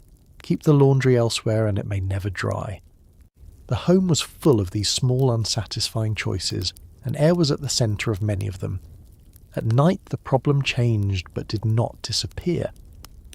When lamps were lit inside, the window could turn from a source of air into a display. Anyone across the shaft could see shapes moving behind glass if curtains were thin or absent. Families learned modesty through arrangement. A sheet hung here, a chair placed there. Change clothes in the darker corner. Wash children quickly. Do not stand too near the window when the lamp is behind you. Privacy had to be built from cloth, timing, and the habit of pretending not to notice other people doing the same. The poor were often described by outsiders as living publicly, as if they had chosen publicness. In truth, walls and windows had failed to give them enough private space, so they made customs to cover what architecture exposed. Summer made everything sharper. New York's summers in crowded tenement districts could be brutal. Heat rose through buildings and remained trapped in small rooms. The air shafts did not reliably cool the apartments. Sometimes they seemed to store heat and odour. Families moved toward whatever air they could find. Stoop sitting became part of evening life. Fire escapes became porches. Roofs became sleeping places when landlords allowed it or when tenants risked it anyway. Children slept on floors near open doors. Babies were carried outside late because the room was too hot. Men who had worked long days sat with shirts open, saying little. Women continued to cook and wash in rooms that felt like kitchens inside ovens. The city did not sleep easily in such weather. People gathered on sidewalks not because they were naturally loud or disorderly, as critics sometimes claimed, but because indoors had become physically difficult to endure. There is a particular sadness in the idea of families seeking fresh air in a city street full of horse manure, coal smoke and garbage because the street was still better than the room. That is not a poetic exaggeration. The outdoors, even dirty and crowded, at least moved. It had currents. It had distance. Indoors, the same breath could feel trapped. Reformers understood that parks, playgrounds, schoolyards, public baths and open piers mattered because poor families lacked private relief. A middle-class family could retreat to a parlour, a porch, a yard, or eventually out of the city for summer weeks. A tenement family sent children to the street, the roof, the stoop, or the open hydrant when the heat became too much. The need for air shaped the whole geography of poor childhood. Winter had its own cruelty. In cold months, the desire for fresh air collided with the cost of heat. Doctors might say open the window. The stove might say close it. Coal cost money. A draught could chill the room quickly, especially at night. Damp cold settled into bedding and clothing. Yet keeping everything shut made the air stale, especially when several people slept in one room. The family learned to ventilate in brief acts. Open the window for a few minutes while the stove is strong. Crack the door when cooking smells thicken. air the bedding if the day is dry enough, send the children outside if they are coughing and the weather allows it. These were not medical routines in the formal sense. They were household judgments made with limited power. A mother might know perfectly well that fresh air was good and still be unable to afford enough warmth to invite it in. The darkest rooms also affected the mind, though people did not always describe it that way. A room without good light can shrink a person's sense of time. Morning, afternoon, and evening blur when the sun is not visible. Children raised in such rooms often found their real day outside. Street, school, shop, synagogue, church, settlement house, factory, stoop. The apartment was home, but not necessarily where the body felt most free. For women with infants, old people, sick relatives, or piecework, the dark room could be more confining. A mother working by poor light strained her eyes over stitches that had to be even. If she moved to the front room for light, she might be in everyone's way. If she burned a lamp during the day, she used fuel the family needed to save. Light, like air, had to be earned, borrowed, or rationed. One of the most revealing features of tenement life is how often reformers described rooms by what they lacked.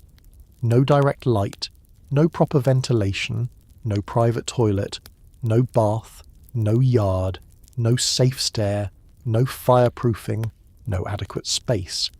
But families did not live in lists of absence. They lived in workarounds. A dark room might hold the children's bedding by day. A shaft window might be propped open with a piece of wood because the sash cord was broken. A mirror might be placed to catch a little light from another room. A lamp might be trimmed carefully to save oil while giving enough flame to sew.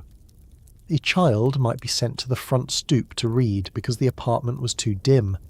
A woman might plan her hardest needlework for the hour when the light reached the table. These adjustments were so constant that they became invisible, but they were forms of intelligence. Still, intelligence could not fix the building. That is the uncomfortable truth.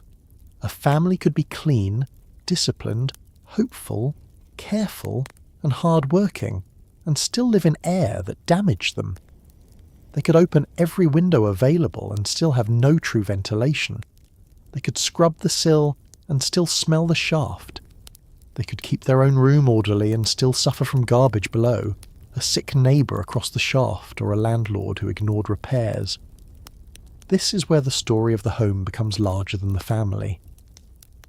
The poor family's apartment was not only a private dwelling. It was the result of laws, land values, construction practices, inspections, politics, and the willingness of a city to let certain people live with less light than others. The family did not design the dark room. They inherited it every time rent came due. By 1901, New York passed a major new tenement law that tried to address some of these failures. Newer buildings would be required to provide better light, better air, safer arrangements, and more serious sanitary provisions than many of the old buildings had offered. But a law passed in Albany or City Hall did not immediately transform the room where our family slept. Old buildings remained, landlords delayed, tenants lacked the money to move into better housing, inspectors could identify violations, but enforcement was uneven and slow. The built city has a long memory. A bad apartment can outlive the reform that condemns it. So in the early 1900s, many poor families continued to live in rooms shaped by older compromises, by the minimum standards of previous decades, by the narrow air shaft and the dim middle room. There is a temptation here to imagine that people must have become numb to it, that if you lived in bad air long enough, you stopped caring. I do not think that is true. People can become accustomed to hardship without ceasing to feel it. They may stop talking about it because talking changes nothing. They may joke about it. They may compare one bad room to a worse one and call themselves lucky. They may prize a front window so intensely that a modern person would be startled. They may walk blocks to a park simply to sit under a tree for an hour. They may send a child to play outside because the child's cheeks look pale. They may open the window each morning with hope and close it with disgust. Human beings adapt, but adaptation is not the same as comfort. Let us return to the apartment in the evening. Supper has been eaten, or is still being stretched out. The stove has made the kitchen warm. Work materials are stacked on the table. The middle room is darker than the rest. Someone has opened the shaft window a little, perhaps because the air inside has grown close. From below comes the smell of fried fish, then coal smoke, then something sour from the bottom of the shaft. A woman across the way is scolding a child. Another window closes sharply. A baby coughs. The youngest child in our family stands on a chair and tries to look up at the strip of sky, but it's night now, and the shaft is mostly darkness. If a lamp is lit across the way, a yellow rectangle appears for a while, then goes out. The building breathes through these narrow spaces, but not well. It breathes like someone ill, shallow and uneven.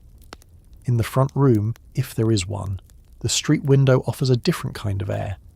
It brings the city directly in.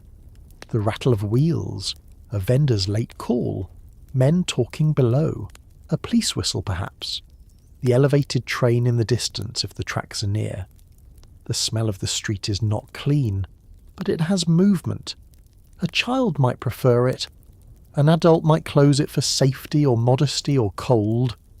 The family negotiates again. Air against noise, air against privacy, air against heat, air against smell, air against money. Every window is a bargain, and the poor almost never receive the better side of a bargain. When people of the time spoke about improving tenement life, they often used words like light and air almost as a pair, as if the two together could rescue the city's poor from the worst effects of crowding. They were not wrong to value them. Light and air mattered, they still matter. But in the rooms we are visiting, those words were not ideals, they were daily measurements. How much light reaches the table? How much air moves through the room? Can the baby sleep here? Can the old woman breathe here? Can the laundry dry before it smells?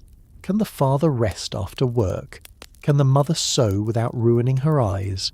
Can the children grow in rooms where the sun is mostly a rumour? These questions did not announce themselves grandly. They lived in the body, in headaches, in coughs, in damp bedding, in tired eyes, in temper shortened by heat, in the relief of stepping outside. And yet, even here, even with the shaft window and the dark room, families made small claims on life.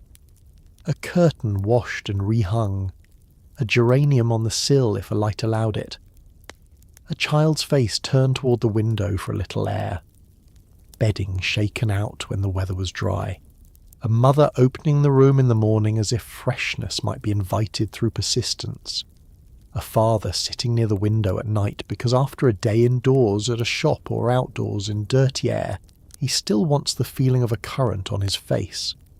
These gestures did not solve tenement housing. They did not reform the city. But they kept the home from becoming only a container for suffering. They were the small maintenance of dignity under conditions that made dignity labour-intensive. The room is darker now. The lamp is low.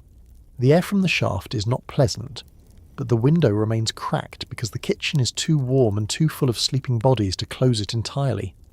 In the middle room, someone has already lain down. In the kitchen, bedding waits to be spread. The stove gives off the last steady heat of the evening. Somewhere down the hall, a door opens and closes. Someone carries a pail. That sound matters, because air was not the only thing the building forced families to share. The next daily struggle was heavier, more embarrassing, and in many ways even more revealing than the window. It was the struggle for water, for washing, for toilets, for the basic private needs of the body, in buildings where privacy had been treated as an expense the poor could do without. The next ordinary thing in the apartment is not really a thing at all. It is water. It is the absence of it when someone needs it, the weight of it when someone carries it, the sound of it when a pail is set down too hard on the floor, the argument over it in the hallway, the little puddle left near the door, the steam it becomes on the stove, the dirty water that has to be carried away after it has already done its work. A modern home hides water so well that we almost forget it is a substance. It waits in the wall, It appears with a turn of the wrist. It runs hot or cold depending on which direction you move a handle. It disappears down a drain, taking with it evidence of the body, the meal, the laundry, the floor, the baby, the sickness, the day. In a poor tenement home in New York around 1900, water did not behave so politely.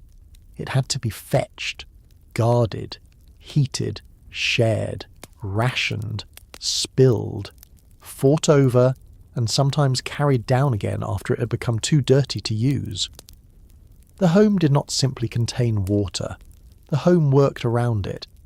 Think first of the sink you may have near you now, or the bathroom you can reach without asking anyone, passing anyone, waiting for anyone, or stepping into a hallway where strangers know exactly what you're doing. That kind of privacy is so ordinary today that it barely feels like privacy. But for many poor families in older New York tenements, especially those built before the stronger reforms of the early 20th century, water and toilets were shared arrangements, often located outside the apartment itself. The Tenement Museum's historic 97 Orchard Street building, for example, was built in the 1860s, with small three-room apartments of about 325 square feet, and its early arrangements did not include the kind of private plumbing a modern tenant would expect. Other accounts of that same tenement describe the original running water as being outside in the rear area, near the privies, which meant that the basic work of washing, cooking and cleaning began with a trip out of the rooms where the family lived. Now bring that fact into the body. Do not leave it as an architectural detail. It is early morning. The apartment is cold, or in summer it is already close and stale. Someone needs water for tea or coffee, for washing a child's face, for rinsing a pot, for dampening a cloth, for cleaning a baby, for cooking porridge, for scrubbing yesterday's dirt from the table. If the apartment has no private tap, someone must go get it. Perhaps the water source is in the hallway, perhaps it is in the yard, perhaps it is down several flights.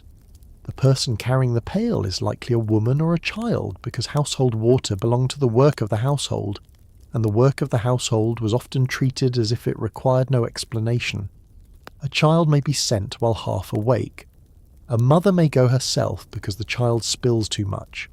The pail is not enormous, because an enormous pail cannot be carried easily up tenement stairs, but even a small pail is heavy when full. Water weighs a little over 8 pounds per gallon.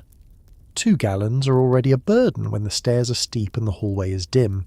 3 or 4 gallons become a job.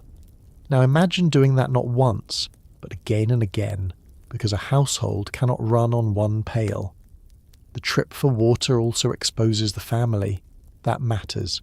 To fetch water, you leave the apartment. You enter the shared world of the building before you have properly begun your private day. Maybe your hair is not pinned, maybe the child is still in nightclothes, maybe someone else is already at the tap with 2 pails ahead of you. Maybe there is a quarrel because one family uses too much, or because someone leaves the area dirty, or because the water runs slowly, or because a child splashes and wastes what another person has waited to collect. In a house with private plumbing, impatience can stay hidden. In a tenement with shared water, impatience becomes social. Everyone sees who is slow, who is careless, who is angry, who is ashamed. The hallway faucet or yard spigot is not only a utility, it is a small stage where poverty makes people stand together before they are ready.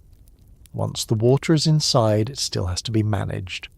A pail may be placed near the stove, but now it occupies floor space. Someone will bump it. A child will be warned not to touch it. A cloth may be draped over it to keep dust out. The mother knows which water is clean enough for cooking, and which has already been used for wiping hands or rinsing something. Clean water moves downward through tasks, first drinking or cooking, then washing faces, then perhaps scrubbing a floor or soaking a rag. The same water can have several lives before it is finally thrown away, because carrying water teaches thrift in a way no lecture ever could. When water arrives by labour, waste becomes visible. Heating water is another step. Cold water alone does not wash grease from dishes, does not properly clean cloth, does not soothe a baby in winter. The stove must be lit or already hot. Coal or wood or gas must be spent. A kettle or pot must be placed and watched. Steam enters the room. In winter, that steam may seem almost welcome for a few minutes, softening the dry bite of coal heat. But in a crowded apartment, it also dampens walls and clothing. In summer, it makes the room harder to bear. Every basin of hot water has cost fuel, time, and air. That is why a bath, even a small one, was not casual. Washing a child could mean carrying water in, heating it, clearing a space, finding a basin large enough, keeping the child from chilling, using the water while it remained warm, then carrying the dirty water out. Multiply that by several children, and you begin to understand why cleanliness in a tenement was not a simple question of standards. It was an operation. There were public baths in New York, and settlement houses, and reformers pushed for bathing facilities because they understood that working people needed places to wash. But a public bath was not the same thing as a bathroom. It required time, travel, modesty negotiated in public, and often waiting. It did not help the mother at midnight when a child had soiled bedding. It did not help the father who came home exhausted and wanted to wash before sleeping, but had no private tub, no hot running water, and no room where his washing would not be seen or interrupted. It did not help the old woman who could not easily manage stairs. The absence of a bathroom did not mean people never washed. It meant washing was labour, and because it was labour, it had to be fitted around everything else. The toilet was even more difficult, because it carried not only labour but humiliation. In the best version of a poor tenement apartment after reform, a family might eventually have a private toilet or at least better shared facilities. But many older buildings lagged behind. The 1901 New York Tenement House Act pushed new construction toward private toilet facilities in each apartment and required improvements in older buildings, including the addition of one toilet for every 2 families in pre-existing tenements. That sentence sounds like progress, and it was progress. But let it sit in the room for a moment. One toilet for every 2 families was considered an improvement over worse arrangements. A family that had previously used yard privies or badly kept shared toilets might have gained something real when plumbing was added. But improvement did not instantly become comfort. It did not become privacy. It did not become cleanliness without maintenance. It did not erase years of old building habits. It meant that the most private acts of the body were still often tied to hallways, waiting, smells, quarrels, embarrassment, and the condition of a facility used by people beyond your own household. Now imagine needing to use the toilet at night. The apartment is dark. Bedding has been spread. People are sleeping close together. The hallway outside is colder than the room in winter, hotter and smellier in summer. A child wakes and whispers for his mother. If the toilet is down the hall, someone must get up. Perhaps light a lamp or carry a candle. Open the apartment door and step into the shared darkness. If the toilet is in the yard, the journey is worse. Down the stairs, through the building, out into weather. In winter, the cold. In rain, the mud. In summer, the smell. For an adult, this is unpleasant. For a child, frightening. For a sick person, dangerous. For an elderly person, humiliating. For a woman, especially at night, the lack of privacy and safety could be a constant low worry that never needed to be spoken to be understood. Chamber pots existed, of course. Families used them, because the body does not wait for architecture to become decent. A pot under a bed or behind a curtain could spare a child or adult the trip at night. But then the pot had to be emptied and cleaned. If there was no private bathroom, that meant carrying the contents through shared space. Again, a basic human need became visible. This is the daily humiliation I want to be very careful about. Not humiliation because the people were shameful. They were not. Humiliation because the building denied them the ordinary dignity of handling the body in private. It made the necessary public. It forced people to carry what a better home would have quietly removed through pipes. In the rear yards of older tenements, privies could be foul beyond what most modern people can comfortably imagine. They were used by many families, sometimes by dozens of people depending on the building. They overflowed if not emptied properly. They attracted flies. They smelled in heat. Children feared them or played too near them. In winter, they could be icy and miserable. In bad buildings, they might be poorly lit, poorly maintained, and dangerous at night. Reformers who inspected tenements wrote about these conditions with horror, but tenants did not need inspection reports to know what they were living with. They knew each time they opened the door and smelled the yard. They knew when a child delayed going because the privy was frightening. They knew when sickness followed filth. They knew when summer heat made the back of the building unbearable, and yet, again, the family had to keep living. That is the stubborn fact that makes domestic history so powerful. People did not pause their lives until sanitation improved. A mother still had to toilet train a child. A father still had to leave for work in the morning.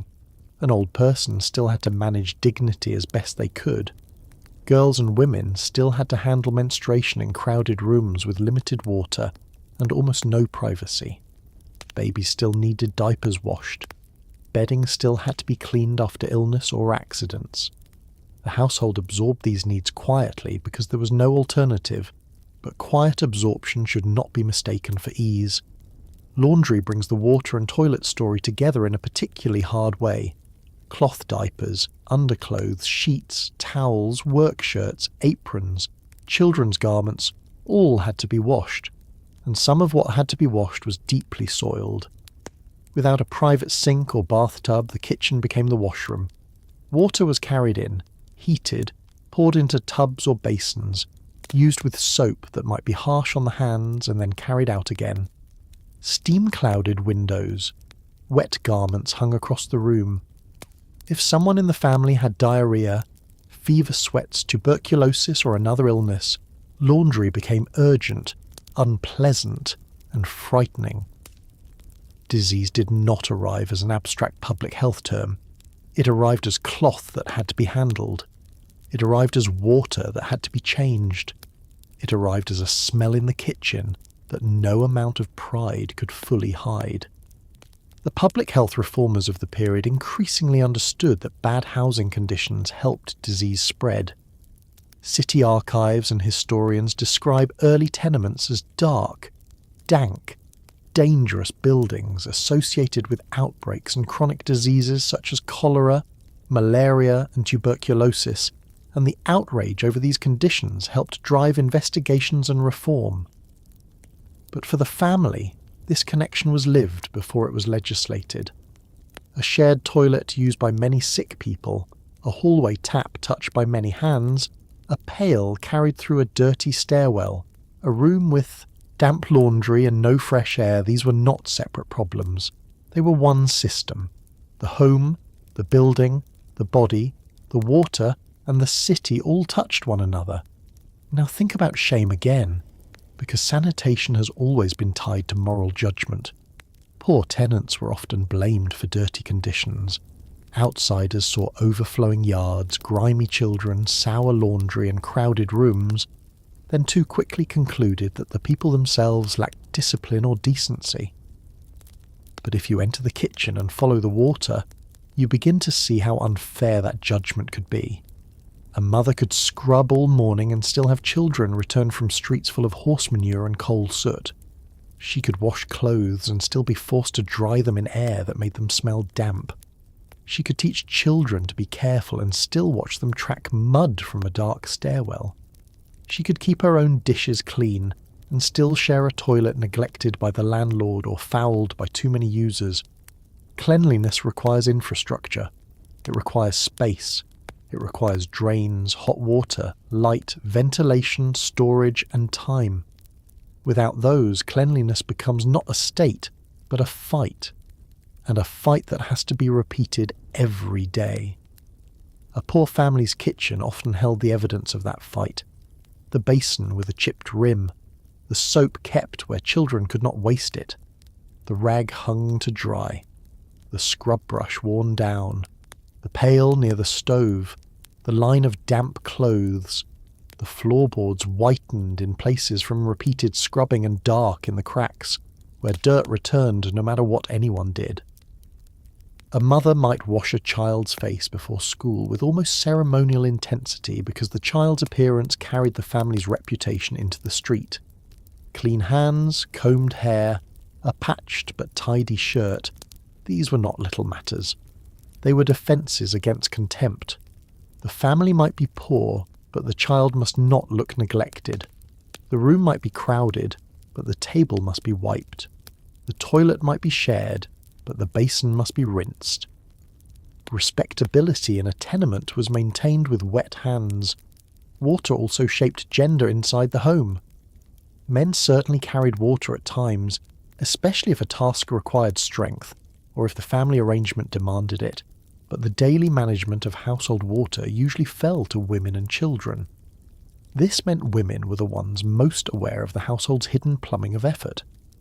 How much water is left, whether more must be fetched before dark, whether the baby can be washed tonight or only wiped, whether laundry can wait one more day, whether there is enough fuel to heat water for dishes, whether the pail is clean enough, whether the child sent to fetch water will get into trouble on the stairs. These decisions may seem small, but they form the structure of a day. A man might say the rent is the great burden, and he would not be wrong. But inside the apartment, water was one of the burdens that made rent into lived reality. There were quarrels over water. Of course there were. People become irritable when basic needs require waiting in shared spaces. Someone takes too long at the tap. Someone leaves the floor wet. Someone sends a child who spills half the pail and then returns to fill it again. Someone washes something considered filthy too close to where others collect drinking water. Someone uses the toilet and leaves it in a condition that enrages the next family. Someone breaks a fixture and no one wants to be blamed. The landlord delays repairs. The janitor, if there is one, shrugs. Tenants shout because shouting is sometimes the only leverage they have left. Then, an hour later, the same people may borrow a match from each other or watch each other's children. Shared necessity creates conflict and dependence at the same time. For children, water and toilets taught the map of the building. They knew which stair creaked, which landing was darkest, which neighbour complained if you ran, which tap gave a stronger flow, which yard corner smelled worst in July, which older child might bully the younger ones, which adult could be asked for help, and which should be avoided. They learned to carry a pail without sloshing it too much. They learned embarrassment early. They learned not to speak loudly about certain needs. They learned that the body itself had to negotiate with neighbours and architecture. A modern child may be told to wash hands as a simple instruction. Tenement child might first have to get water, wait at a tap, carry it back, find soap, use a basin, and not spill anything in a room where spillage meant more work for someone already tired. The lack of private bathing also shaped how people used the city. Public baths, charitable institutions, settlement houses, and later municipal facilities became part of working-class life for many families. A bathhouse could offer a real wash, hot water, and a temporary dignity that the apartment could not provide. But going there took planning. You had to carry clean clothing if you had it. You had to wait. You had to expose yourself to rules, attendants, and other people. For immigrants, there could be language barriers and embarrassment. For women with children, the logistics were heavier. For men working long hours, time was scarce. A public bath was a relief, but the very need for it reminds us that the private home had failed to provide one of the basic comforts that the middle class increasingly considered normal. There is also the question of smell inside the apartment after washing. Cleanliness did not always smell sweet. Wet wool, lye soap, steam, damp cotton, coal smoke, and bodies crowded indoors created a complicated atmosphere. A room could be freshly washed and still smell unpleasant by modern standards, because drying required air, and air was poor. A mother might scrub diapers and hang them indoors because the weather was bad or the outdoor line was unavailable. The family might eat supper under damp clothes. A guest might enter and smell laundry before food. Again, this was not failure. This was the reality of doing private domestic work without private domestic infrastructure. By evening, the water question returned in smaller ways. Dishes from supper, a child's hands, a father wanting to wash before bed, a baby needing cleaning, the chamber pot to be prepared or emptied, the kettle filled for morning if it could be managed. No one wanted to wake and discover there was no water ready, because morning in a tenement already had too many demands, so before sleep someone might make one more trip. The hallway is dim. The building sounds tired but not silent. A door opens somewhere below. A woman coughs. The pail knocks lightly against a stair rail. At the tap, perhaps there is no one, and that is a blessing. Or perhaps another tenant is there, and the two exchange a few words because fatigue has softened them, or sharpened them, depending on the day. The pail fills slowly. The person carrying it back must lift carefully, climb carefully, open the apartment door without spilling, and set the water down where it can be found in the morning. The toilet, meanwhile, remains outside the circle of comfort. It is down the hall, or shared between families, or in the yard, or newly installed but still insufficient for the number of people who depend on it. It is not the clean private room with a lock and a sink and a towel that modern people expect. It is a place of necessity, and necessity stripped of privacy becomes a daily insult. People adapted. They joked. They hurried. They endured. They trained children. They used chamber pots. They carried water. They complained to landlords when they dared. They participated in the reforms that gradually changed the city, sometimes directly, often simply, by living in conditions reformers could no longer ignore. But the insult remained in the body. To need the toilet and have to leave your apartment. To need a wash and have no bath. To clean a child with water you carried by hand. To smell the shared facilities in the heat. To be judged dirty by people who had never carried a pail up 4 flights in the dark. If we stand again in the kitchen late at night, we can see how water has marked the day. The floor near the basin is damp. A kettle sits ready. A cloth hangs over the chair. The child's hair is still wet at the temples from a hurried washing. The mother's hands are rough from soap and hot water. A pail rests by the wall, full enough for morning but not so full that it cannot be moved. Somewhere outside the apartment, the shared toilet waits for the next person who would rather not go but must. The family has closed the door, lowered the lamp, and begun arranging the room for sleep, but the building's necessities still reach them. A cough in the hall, a step on the stair, a flush if the plumbing has been added, or the heavier silence of older arrangements if it has not. The private body remains tied to the public building, and now, after the water has been carried, after the dishes have been washed as well as they can be, after the children have been wiped clean enough for bed, the apartment has to perform one more impossible transformation. The room that cooked supper and held laundry and received visitors must become a sleeping place. Beds must appear where there were no bedrooms. Bodies must be fitted into corners, onto mattresses, beside stoves, beside trunks, sometimes beside people who are not quite family, but whose rent money helps keep the family housed. The day's humiliation of shared necessities gives way to the night's problem of shared rest. And in a poor family's home in 1900s New York, even sleep had to make room for someone else. By the time the apartment begins turning itself towards sleep, it has already been several other places. It has been a kitchen, a washroom, a dining room, a workshop, a nursery, a sick room, a place where the day's wages were counted and found too small, a place where children were scolded, where bread was cut, where a neighbour stepped in without much ceremony, where water was spilled and wiped up, where steam from laundry clung to the wall, where the stove gave off heat unevenly, making one side of the room almost too warm and the other side cold enough to remind everyone that winter was still outside the window. Now the same rooms have to become bedrooms, though nothing about them has truly changed except the hour. The table is still the table, the stove is still the stove, the pail is still in the way, the chairs are still too few. But the bodies in the room are tired, and sleep has to be made out of whatever space remains.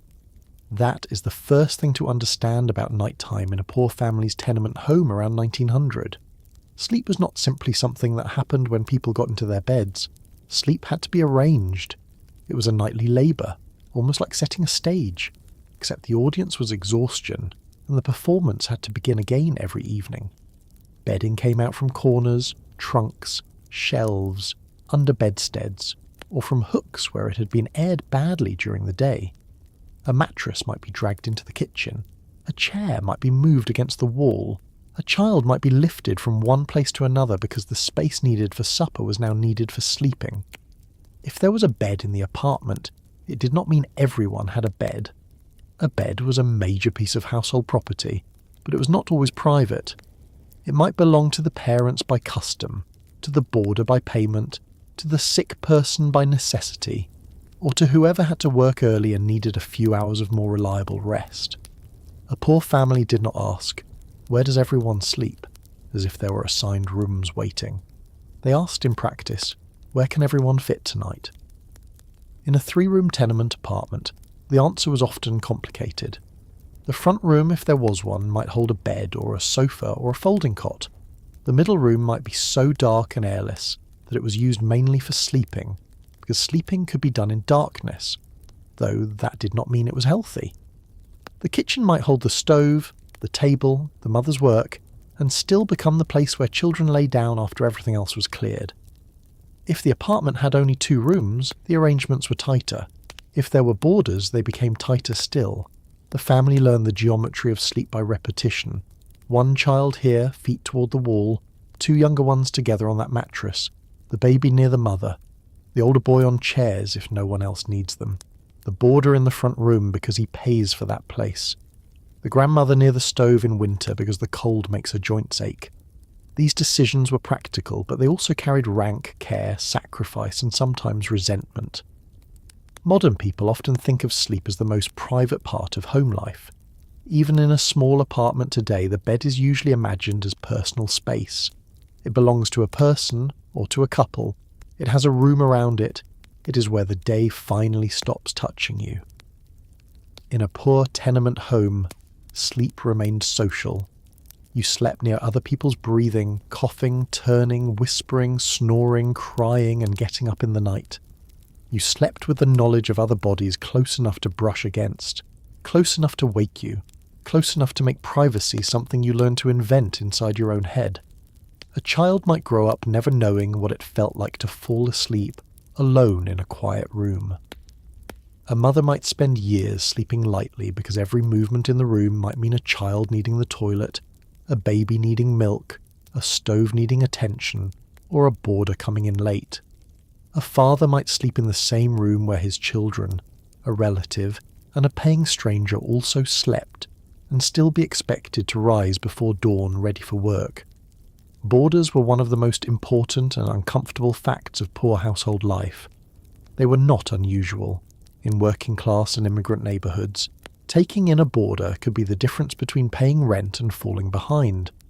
A boarder might be a single man newly arrived from Europe, a cousin, a landsman from the same village, a factory worker, a peddler, or someone who had no family in the city and needed a bed more than he needed comfort. Sometimes he ate with the family, sometimes he only slept there. Sometimes he paid for a corner, sometimes for a bed, sometimes for the right to use a bed during the hours when another person did not need it. That last arrangement sounds almost unbelievable to us, but in overcrowded cities the bed itself could become a timed resource, especially among the poorest workers. A night worker might sleep in the day. A day worker might use the same place at night. The bed was not a symbol of rest. It was rented square footage made soft enough for a body to collapse. This arrangement brought money into the household, and money mattered. It could buy coal, flour, rent, medicine, a pair of shoes, or simply another week without being told to leave. But the boarder's presence changed the home. He brought another coat, another pair of boots, another body smell, another schedule, another appetite, another claim on the lamp, the stove, the wash basin, the toilet, the hallway, and the air. If he was decent, quiet, and paid on time, he might become almost family. He might bring sweets for the children, read the newspaper aloud, help carry coal, or speak kindly to the grandmother. If he was difficult, the whole apartment felt it. A boarder who drank, complained, came in late, watched too much, or expected too much could turn a cramped home into an anxious one. And yet sending him away might mean losing the rent money that kept the roof over everyone's head. Poverty often forced families to choose between dignity and survival, then punished them whichever way they chose. For women, the presence of boarders could be especially complicated. The mother of the household had to manage modesty in rooms not built for it. She had to dress children, wash herself, nurse a baby, change bedding, and maintain the household's respectability, while a man not of the immediate family occupied space nearby. If there were daughters approaching adolescence, the problem sharpened. A curtain might be hung, a schedule might be enforced. The boarder might be told not to enter at certain times. A girl might change clothes behind a sheet, or in the darkest corner, or wait until others turned away. The household developed rules, spoken or unspoken, because architecture had failed to provide walls. This is something that does not always appear in statistics about overcrowding. A report can say 6 people in 3 rooms, or 8 people in 4 rooms, or 2 families sharing a toilet. But it cannot fully show the mental labour of preserving modesty, where there was almost nowhere to hide. Children experience nighttime crowding as both normal and heavy. A very young child might take comfort in sleeping near siblings. The warmth of another body mattered in winter. The familiar sound of a mother moving around the stove or whispering to an older child could be soothing. But as children grew, the crowding became more complicated. An older boy might resent sharing space with younger children. An older girl might become acutely aware that there was no privacy for her changing body. Siblings fought over blankets, over who kicked whom, over who got the warmer side, over whose turn it was to sleep near the wall and whose turn near the draught. A child might be told to be still because the boarder had to wake early. Another might cough all night and keep everyone awake.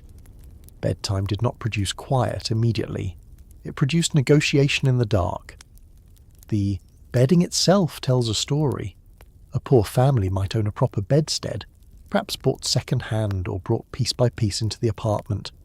They might have a straw mattress, a feather bed if they were more fortunate or had inherited one, cotton ticking stuffed and restuffed over time, quilts, blankets, coats used as extra cover, shawls, rolled garments, whatever could keep warmth in. Bedding wore out. It absorbed smells. It held damp when rooms were poorly ventilated. It had to be shaken, aired, patched, washed when possible, and protected from vermin. Bedbugs were a real and persistent misery in crowded housing. So were lice and fleas, depending on the building and conditions.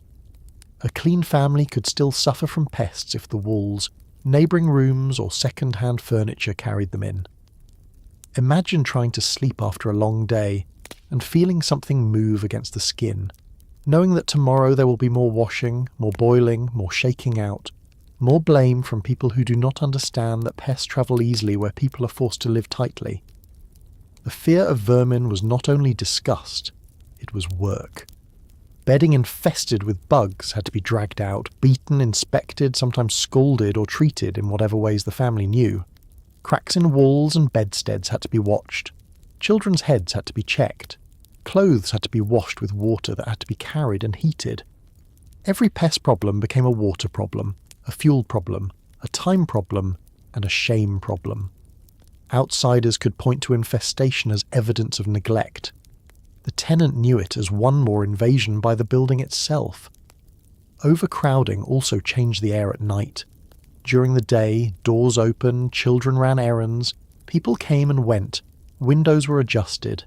At night, bodies settled in, breath accumulated. If it was winter, windows were closed against cold because cold cost money and the children needed warmth. If it was summer, windows were opened. But what came in might be shaft air, street noise, the smell of garbage, the cries of other children, arguments, music, wheels, and the endless sound of a city that did not consider itself responsible for anyone's sleep. Several people sleeping in a small room can make the air heavy by morning. Add a coal stove, a kerosene lamp recently extinguished, damp laundry, and a child with a cough, and the room becomes a place the body endures rather than rests in. The family might know fresh air was better. They might even have heard it from doctors, teachers, settlement workers, or public health posters. But knowing does not widen the room.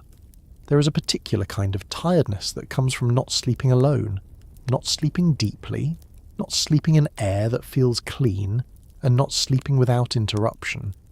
It is not the dramatic tiredness of one sleepless night. It is the background tiredness of years. A mother wakes because the baby shifts. A father wakes because the boarder comes in late. A child wakes because someone steps over him to reach the door. The grandmother wakes because the stove has gone low and the cold has entered her bones. Someone wakes because the shared toilet must be reached. Someone wakes because a quarrel starts in the hall. Someone wakes because a siren or bell or shout cuts through the building. Then morning comes, not after true rest, but after enough darkness has passed that the day is allowed to begin again. For families who had recently immigrated, nighttime could also be when homesickness entered most strongly. During the day, the city was loud enough to occupy the mind. Work, errands, school, bargaining, translating, carrying, cooking, washing, dealing with landlords, dealing with bosses, all of it pushed memory aside. But at night, lying close to family in a dim tenement room, a person might remember a village room with fewer walls perhaps, but more air, or a bed left behind, or relatives who had not survived the journey, or a country that had been left because staying meant hunger, danger, or no future, but leaving still hurt. The boarder in the corner might whisper in the old language before sleep. A mother might pray softly. A father might lie awake doing sums in his head.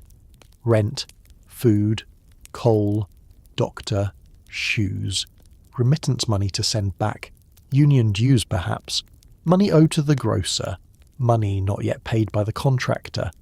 Night did not stop arithmetic. It often made arithmetic louder. And yet, as always, hardship was not the only thing in the room. There were small tendernesses in crowded sleep. A mother tucking a blanket around two children who had fought all day. An older sister letting a younger child press cold feet against her legs. A father lifting a sleeping child gently because the bedding had to be moved. A grandmother telling one last story in a low voice from the old country. A boarder pretending not to hear a family's private grief. A child waking for a moment and seeing the lamp turned low, the stove faintly red, and feeling, despite everything, that this crowded room was safety because the people he knew were there. Homes are not made only by space. They are also made by repetition and care. Poor families knew this better than anyone, because care often had to do the work that space should have done. Still, care could not erase the strain. Marriages were lived under pressure in these rooms. A husband and wife had little opportunity to speak privately, let alone be alone. If a decision had to be made about money, a child, a boarder, a move, a debt, it might be whispered after others slept, with both of them listening to make sure no one else was awake. Intimacy itself had to be negotiated in rooms full of children, and sometimes unrelated adults. This is one of the quietest forms of poverty, and one of the least discussed. The lack of a private bedroom is not only inconvenient, it reshapes marriage, parenthood, modesty, conflict, affection, and the way people inhabit their own bodies. A couple might love each other deeply and still have almost no space to be a couple without the household around them. The nighttime crowding also affected discipline. Children who did not sleep made work harder for everyone the next day. A crying baby woke the boarder. A restless child disturbed siblings. An older child whispering too late could anger a tired father. In such conditions, parents might seem strict to a modern eye, but some of that strictness came from the simple fact that the room could not absorb disorder. A loud child in a large house is a nuisance. A loud child in a room where 6 people are trying to sleep before work begins at dawn is a crisis. The apartment trained everyone toward quiet, not because quiet was always valued as a moral good, but because without it no one could endure the night. There were seasonal changes in sleeping arrangements. In winter, people might cluster near the stove or in the warmest room, even if that meant more crowding. Blankets were shared. Coats were laid over children. Drafts were blocked with rags, paper, or whatever could be pushed into gaps. A window might frost over from the inside, not beautifully, but as evidence of damp breath meeting cold glass. In summer, the opposite happened. The apartment became too hot, and bodies tried to spread outward. Fire escapes became sleeping places when people dared. Roofs became relief. Stairs, stoops, and sidewalks filled with people reluctant to return to rooms that held heat like a closed hand. Children fell asleep in odd places because heat overcame rules. A family might leave the apartment door open for air and lose what little privacy night had promised. Summer sleep in the tenements was often shallow, public, and broken by noise. The fire escape deserves a moment here because it occupied a strange place between danger and relief. Officially it was a safety device, and in a fire it might be the only path away from smoke-filled stairs. But in daily life, families used fire escapes as tiny balconies. A place to cool food, dry clothes, sit for air, store things that did not fit inside, and sometimes sleep during hot nights. Children climbed on them. Mothers shouted warnings. Fathers repaired or tested them with suspicion. A fire escape outside a tenement window could feel like a gift of space, but it was not truly safe or private. It was metal attached to a crowded building, exposed to neighbours above and below, and sometimes cluttered with the very household objects that made escape harder in an emergency. Even the extra space was compromised. Night also sharpened the fear of fire. Beds and bedding crowded near stoves or lamps made danger more immediate. Kerosene lamps could tip. Coal stoves could throw sparks.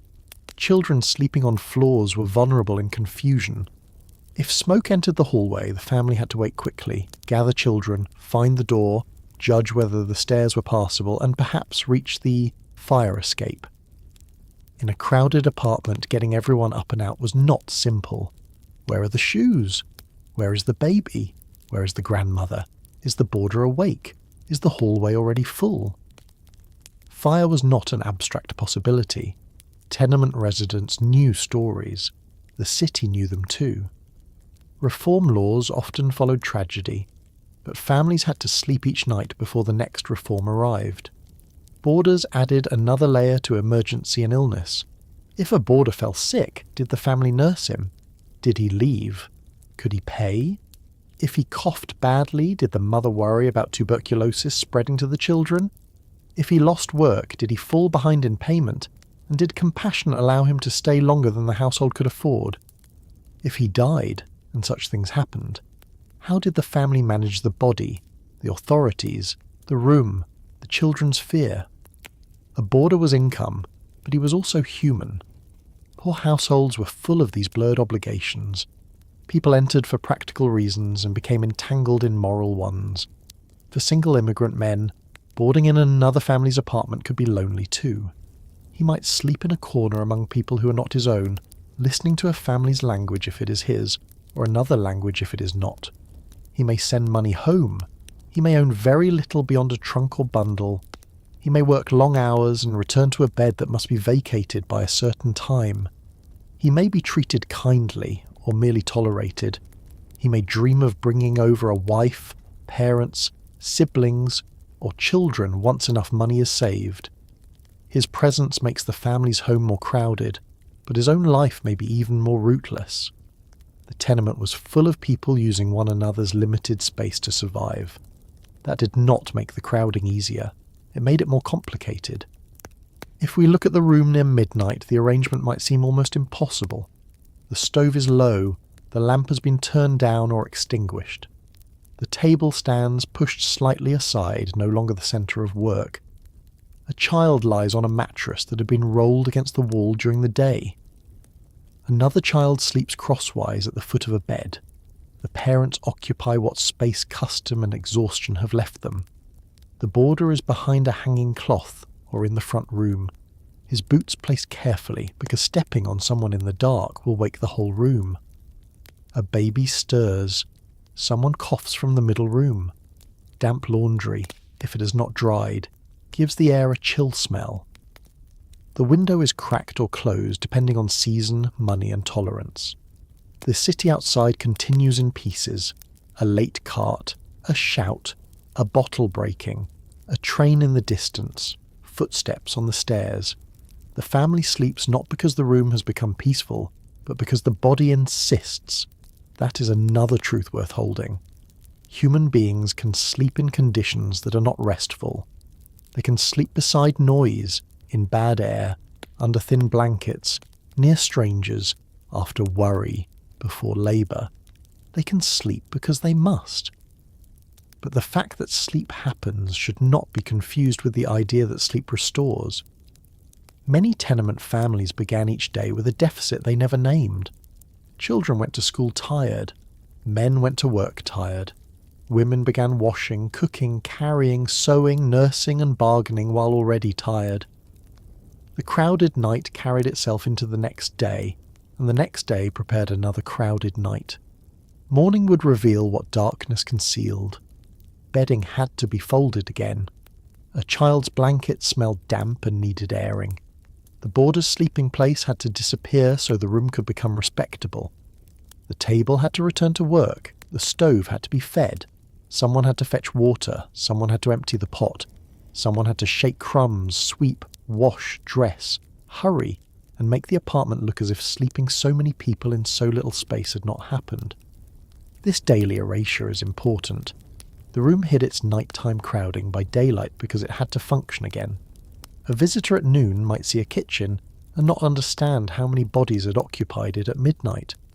Poverty often becomes invisible because poor people spend enormous energy making it less visible. So when we think of beds in a poor family's home in 1900s New York, we should not picture only furniture. We should picture the whole arrangement of rest under pressure. A bed as property, a bed as income, a bed as shared warmth. A bed as a rented place, a bed as a risk when placed too near a stove, a bed as a site of modesty carefully defended with curtains and habits, a bed as the place where a sick child is watched, where a tired mother sits for a moment before standing again, where a father counts the hours before work, where a boarder becomes both necessary and intrusive. Sleep was not outside the economy of the household. It was part of it. And still, in that dim room, there was a kind of human closeness that should not be romanticised, but also should not be ignored. People knew one another's breathing. They knew who muttered in sleep, who kicked off blankets, who woke from bad dreams, who needed extra covering, who coughed when the air turned cold, who cried quietly and hoped no one heard. This knowledge could be burdensome, but it was also intimate. A child growing up in such a room might later remember the crowding with anger, embarrassment, tenderness, or all three at once. Memory does not obey reform categories. The same mattress can be remembered as shame and safety. The same stove can be danger and warmth. The same boarder can be intrusion, and the reason the family was not evicted. The night settles deeper. The apartment is full but finally mostly still. Outside the window, the air shaft carries a few last sounds. Down the hall, someone uses the shared toilet and returns with tired steps. The city presses around the building, around the rooms, around the sleeping bodies fitted together with the care and compromise of people who have done this many times before. There is no true silence. There is no true privacy. But there is sleep enough for some, and almost enough for others, and in the hours before dawn the home holds what it can. Soon the stove will need attention, the pail will need filling, the bedding will need folding away, and the room will again pretend it was always only a kitchen. Before that happens, before morning exposes the arrangement and demands another day of work, there is still one more thing inside this poor home that deserves to be seen clearly. The small, stubborn warmth people made for one another in a place that gave them so little room to make anything at all. The small warmth inside that apartment did not usually arrive as a grand moment. It did not look like the sentimental paintings of poor families gathered cheerfully around a lamp, everyone clean, everyone grateful. The hardship softened into something safe for a parlour wall. Real warmth in a poor tenement home around 1900 was more practical than that. It was a cup of tea handed to someone who had just come in from the cold. It was a mother shifting a sleeping child a few inches farther from a draught. It was an older sister saving the softer part of the bread for the youngest. It was a father saying nothing about his own hunger until the children had eaten. It was a neighbour knocking once and entering with a bowl because she knew there had been sickness in the room. It was a blanket shared without anyone making a speech about sacrifice. It was someone staying awake a little longer to finish work that would keep the rent paid. In a home built for hardship, warmth was not decoration. It was maintenance. People made it because without it the rooms would have been too hard to bear. By now, we have been in this apartment long enough to understand the pressure of it. The door opens into almost no private space. The kitchen has to do the work of several rooms. The window gives uncertain air. Water must be carried or shared. Toilets are outside the family's control. Beds appear and disappear by the hour. A boarder's payment may keep the family housed while his presence makes the home less private. Every object is too close to every other object. Every decision has another cost hidden behind it. And still, the family inside this apartment does not spend all day thinking of itself as an example of urban poverty. That is our label, placed from a distance. They are thinking about supper, shoes, wages, a child's cough, a letter that has not arrived, a rent payment due on Saturday, a neighbour who may know of work, a school teacher who says the oldest boy is bright, a baby who has finally stopped crying, a holiday coming, a cousin at Ellis Island, a strike rumour, the price of coal, the weather tomorrow. Life is not experienced as a category. It arrives as a list of things that must be handled before bed. This is why the small human warmth matters so much. The building itself gives very little freely. It gives shelter, but crowded shelter. It gives walls, but thin walls. It gives a roof, but perhaps a leaking one. It gives stairs, but steep and dark ones. It gives windows, but not always light. It gives a room, but asks too much rent for too little space. So the family has to add what the building withholds: order, habit, comfort, cleanliness where possible, a tablecloth on a day that deserves one, a song in the evening, a joke in the old language, a candle lit for prayer, a little money set aside in a tin, a child's drawing kept because school is proof that something may change, a photograph placed where everyone can see it, not because the wall needs filling, but because faces from another life need to remain present in this one. For immigrant families, memory was often part of the furniture. A poor home might contain very little, but what it contained could carry an entire ocean inside it. A candlestick brought wrapped in cloth, a prayer book, a rosary, a samovar if the family had managed to keep or acquire one, a plate from a village, a shawl that belonged to a mother left behind, a photograph of grandparents the children had never met. These things took up space, and space was precious, so they stayed only because they mattered. They helped make the apartment more than rented rooms. They said that the family had not begun in this tenement and would not be fully defined by it. The city might call them tenants, labourers, foreigners, workers, hands, cases, or numbers in a housing report.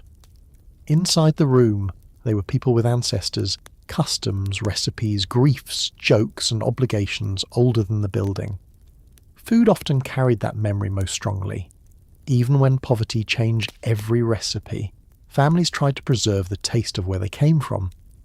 A soup made thinner than it should have been could still smell like home if the right onion, herb, fish, cabbage, bean, garlic, or bit of fat went into the pot. A Sabbath meal, a Sunday dinner, a feast day dish, a holiday bread, a dumpling, a noodle, a pickle, a sauce stretched beyond its proper strength. All of these helped a family remain itself. Children might complain about old country food when they wanted what American children ate outside, but years later it was often the kitchen smell they remembered first. The room may have been crowded, the air may have been poor, the table may have been too small, but taste gave the family a form of continuity that the landlord could not collect and the city could not inspect. Religious life also warmed the home, though not always gently. It gave rhythm. Friday evening candles, Sunday morning clothes brushed as clean as they could be, saints' days, Jewish holidays, Catholic fasting days, Protestant prayers, icons, blessings, morning customs, weddings, baptisms, bar mitzvah preparations, small rituals that made time feel ordered inside a city that otherwise seemed to rush without mercy. In many homes, religion was not separate from the daily struggle. It was how the struggle was carried. A mother might pray while washing, a father might recite words he had learned as a boy in another country, a grandmother might correct the children when they forgot a phrase, a family might be too tired for long devotion and still keep one small practice, because giving it up would feel like losing more than time. But the home was not only shaped by the old world. The children brought in the new one every day. They returned from public school with English words, patriotic songs, arithmetic, handwriting exercises, and ideas their parents might not fully trust. A child who could translate a notice, read a label, speak to a shopkeeper, or answer an official gained power early. Sometimes this helped the family. Sometimes it shifted the household in painful ways. A father who had been respected in his village might depend on a 10-year-old to explain a city form. A mother who knew everything necessary to keep a household alive might have a daughter correct her pronunciation. The apartment became a place where generations met not only across age but across countries. 1 foot in the old language, 1 foot in English. 1 meal from the old country, 1 lesson from an American classroom. 1 set of rules inside the home, another on the street. That could create conflict, but also hope. School papers were saved. Report cards mattered. A child's good. Handwriting could bring pride into a room that had seen little good news that week. Some parents, exhausted as they were, believed fiercely that education might move the children beyond the tenement. Not always into wealth. That would have seemed too distant. But perhaps into a clerk's job instead of factory labour. A shop, a trade, a cleaner building, a room with a private toilet, a daughter who would not have to take in laundry, a son who would not come home with his back ruined by carrying loads. Hope in these apartments was often practical. It did not need to imagine palaces. It imagined 1 more room, a better window, a steady wage, shoes that fit, a bed not shared with a stranger. Neighbours were part of that hope and part of the strain. The same crowded building that denied privacy also made isolation difficult. A woman in labour might have another woman from the building at her side before a doctor arrived. A child might be watched by 3 different households in one afternoon because mothers had errands, work, sickness, or too many small bodies to manage alone. If someone died, word travelled quickly. If someone found work, word also travelled. A family newly arrived might be guided through the neighbourhood by people from the same town or region. Where to buy bread. Which grocer gives credit? Which landlord is cruel? Which doctor will come? Which midwife is trusted? Which charity asks too many questions? Which factory pays late? Which street to avoid at night? In a city that could be overwhelming, neighbourhood knowledge was a form of protection. There were also mutual aid societies, Landsmannschaften, church groups, synagogues, parish networks, unions, settlement houses, and informal circles of obligation that helped people survive beyond the apartment walls. A poor family's home was small, but it was connected to these wider systems. A man might pay dues to a burial society because the thought of a pauper's burial terrified him. A mother might attend a meeting at a settlement house, or send children there for classes, baths, clubs, or relief. A family might rely on a church charity in a bad winter, but do so with embarrassment because accepting help could feel like being examined. Mutual aid mattered, because official help often came with judgment. People preferred help that came through language, kinship, congregation, or neighbourhood when they could get it. Even charity had a temperature. Some forms warmed, others burned. Inside the apartment, music could change the room. Not always music in the formal sense. A lullaby, a work song, a hymn, a chant, a popular tune picked up from the street, a child practicing something learned at school, a father humming while repairing a shoe, a neighbour's instrument through the wall. The city itself was noisy, but music was different because it was chosen. It briefly gave the household control over sound. A song in a crowded kitchen did not make the room larger, but it could make the room feel less like a trap. Children remembered these sounds. They remembered the way adults became softer when singing in a language they did not use outside. They remembered laughter after a song ended wrong. They remembered someone shushing everyone because the boarder had to sleep, and then someone laughing again more quietly. There were jokes too, because hardship does not eliminate humour. In fact, crowded households often needed humour as much as fuel. A joke about the landlord, a joke about the boarders snoring, a joke about the baby eating like a dock worker, a joke about American customs that seemed ridiculous to parents, or old country customs that seemed ridiculous to children. Humour gave people a way to speak about what could not be fixed. It could also cut sharply. In rooms without privacy, teasing could become cruel quickly, and everyone knew who was sensitive about what. But laughter, when it came kindly, gave the room a little air of its own. Do not imagine the warmth as constant. That would be false.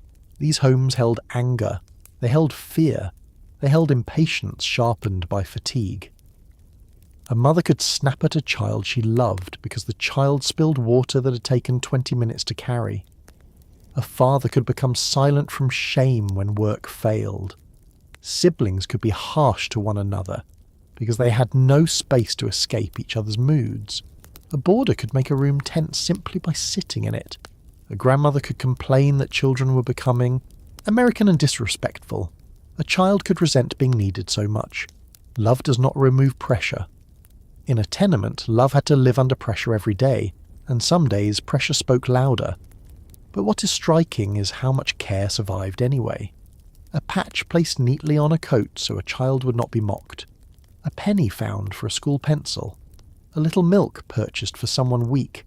A mother staying up to finish a garment so the family could pay for coal. A father carrying a sleeping child up the stairs after a late return from visiting relatives. An older brother walking a younger sister to school past streets the parents did not fully trust. A neighbour pounding on the door because smoke had been smelled somewhere below. A family making room for a newly arrived cousin because no one should sleep on the street if kin can prevent it. Care in these places was not usually soft. It was often tired, practical and impatient. But it was care. Objects in the room carried this care. The best cup set aside for guests. The baby clothes saved from one child to the next. The trunk where papers were kept dry. The carefully folded work permit, naturalization paper, union card, rent receipt, school certificate, marriage record, or letter from overseas. Paper mattered. In a city of landlords, employers, police, inspectors, schools, and immigration authorities, documents could protect or threaten. Families stored them carefully, even in rooms where nothing else seemed safe from damp or crowding. A child might not understand why a father became angry if a paper was moved. The paper might represent identity, work, legal standing, money owed, proof of payment, proof of belonging. In a poor home, paperwork could be as important as bread. The apartment also contained dreams that were almost embarrassingly modest. A better stove, a sewing machine of one's own, a bedstead not bought broken, a move to a building with a real window, a shop downstairs someday, a daughter's proper dress, a son staying in school long enough to avoid the hardest labour, a private bath, perhaps not even imagined clearly, just the wish not to carry water so often, a summer afternoon in a park, a photograph taken with everyone dressed well. a letter saying relatives had survived, a week without sickness. These hopes were not small to the people who held them. They were scaled to reality, and that made them more intense, not less. Sometimes warmth entered through the children more than the adults. Children adapted to crowding in ways that could break the heart if you looked too long. They made games in hallways, roofs, stoops, empty lots, and alleys. They turned errands into adventures. They learned which pushcart sellers might give a bruised apple at the end of the day. They played with scraps from factories, bottle caps, bits of wood, paper, chalk, string, and whatever the street offered. They could be loud, dirty, disobedient, and impossible, as children have always been. But they also carried life back into the apartment. A child's joke could interrupt a parent's worry. A school song could fill a room with something new. A younger child asleep with a crust of bread still in one hand could make even an exhausted adult pause. The tenement was hard on children, but children also made the tenement less dead. At the same time, many children worked. That fact must remain in the room. A child might help with home piecework, sell newspapers, run errands, mind siblings, carry coal, fetch water, or leave school early for wages. Their contribution could be necessary. This gave pride and robbed childhood at the same time. An older girl acting as little mother to younger children might be praised for responsibility while losing the chance to be careless. A boy bringing in wages might stand taller while his schooling faded. The family could love a child and still depend on that child's labour. Poverty makes moral life complicated in this way. It asks too much of people, then leaves them to explain the choices afterward. Visitors changed the apartment's atmosphere. A relative from another block, a neighbour with news, a matchmaker, a midwife, a priest, rabbi, minister, or charity visitor, a union man, a doctor if the family could afford one or if the situation was severe enough. Each visitor altered how the room was presented. The mother might straighten the table, the father might put on a coat, children might be told to stand properly. The boarder might withdraw or remain depending on his place in the household. Hospitality mattered even among people with little. Tea could be offered, bread might be shared. Refusing to offer something could feel shameful, even when offering it meant less for the family later. The poor often gave out of proportion to what they had because generosity was one of the few ways to assert equality. A guest may have entered a cramped room, but the family could still behave as hosts. There were evenings, especially on holidays, when the apartment might feel transformed. Not transformed into ease, exactly, but into purpose. A table covered as well as possible. Children cleaned and dressed. A better meal prepared through saving and planning. Candles lit. Prayers said. Songs sung. Neighbours visiting. The boarder perhaps included. The same cracked walls, the same narrow window, the same stove, the same crowded floor, but the room's meaning changed for a few hours. This is one reason reform photographs can mislead if they are all we see. A camera might capture crowding, broken plaster, dark corners, and poor furniture, all real. It might not capture the hour when everyone around the table knew the same tune, or the moment a child received a small gift, or the pride of a mother who had made the room ready for a day that mattered. The outside world did not always understand this inner life. Reformers did important work exposing dangerous conditions, but even sympathetic observers sometimes looked at tenement families as problems to be solved, rather than people already solving problems every hour. Nativists and moralists could be far worse, treating immigrants as dirty, noisy, foreign or unfit without recognising the systems that profited from their crowding. To walk respectfully through this history, we have to hold both truths at once. The conditions were often unacceptable and needed reform. The people living inside them were not merely victims waiting to be improved. They were active, skilled, proud, flawed, exhausted human beings creating households under conditions that should not have been demanded of them. Near the end of the evening, after the room has been rearranged for sleep, The small warmth becomes easiest to see because there is so little else left. A child is covered. The kettle is set where it can be found in the morning. A window is adjusted. The stove is checked. A piece of bread is wrapped for tomorrow. The mother looks at the work still unfinished and decides whether her eyes can manage another half hour. The father may already be asleep, or he may be awake, staring into the dark, thinking of money. The boarder turns carefully so the bed does not creak. Someone in the building coughs. Someone returns late and tries to climb the stairs quietly. The apartment smells of coal, cloth, food, bodies, and damp wood. It is not a peaceful room by the standards of comfort, but it is held together by repeated acts of attention. And maybe that is the plainest way to understand a poor family's home in 1900s New York. It was not made livable by architecture. It was made livable by people paying attention to one another. Not perfectly, not always kindly, not without conflict, but again and again. Who has eaten? Who is cold? Who needs washing? Who can sleep where? Who must be quiet? Who has work tomorrow? Who is coughing? Who needs shoes? Who can carry water? Who has not yet come home? This attention was the real structure inside the rooms. The walls were inadequate. The plumbing was inadequate. The light was inadequate. The space was inadequate. The attention had to make up the difference. Morning will come soon enough in this apartment. It will come first as a change in the air, then as footsteps in the hall, then as the stove being handled, a child being shaken awake, bedding being folded, water being fetched, food being prepared, work being gathered, the door opening again to the stairs and the city beyond. The rooms will stop looking like a bedroom and become a kitchen again, then a workshop, then a dining room, then whatever else the day requires. The family will carry on inside the limits of rent, wages, walls, weather and health. Some will eventually leave the tenement. Some will move to better rooms. Some children will climb farther than their parents dared imagine.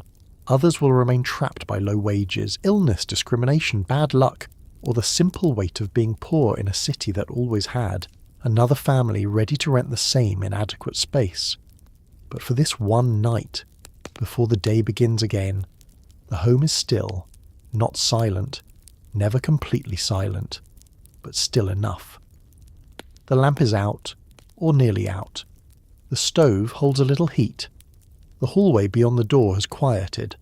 The air shaft carries a last faint sound from another room, another family, another life pressed close by brick and need. Inside, the children sleep in the places made for them.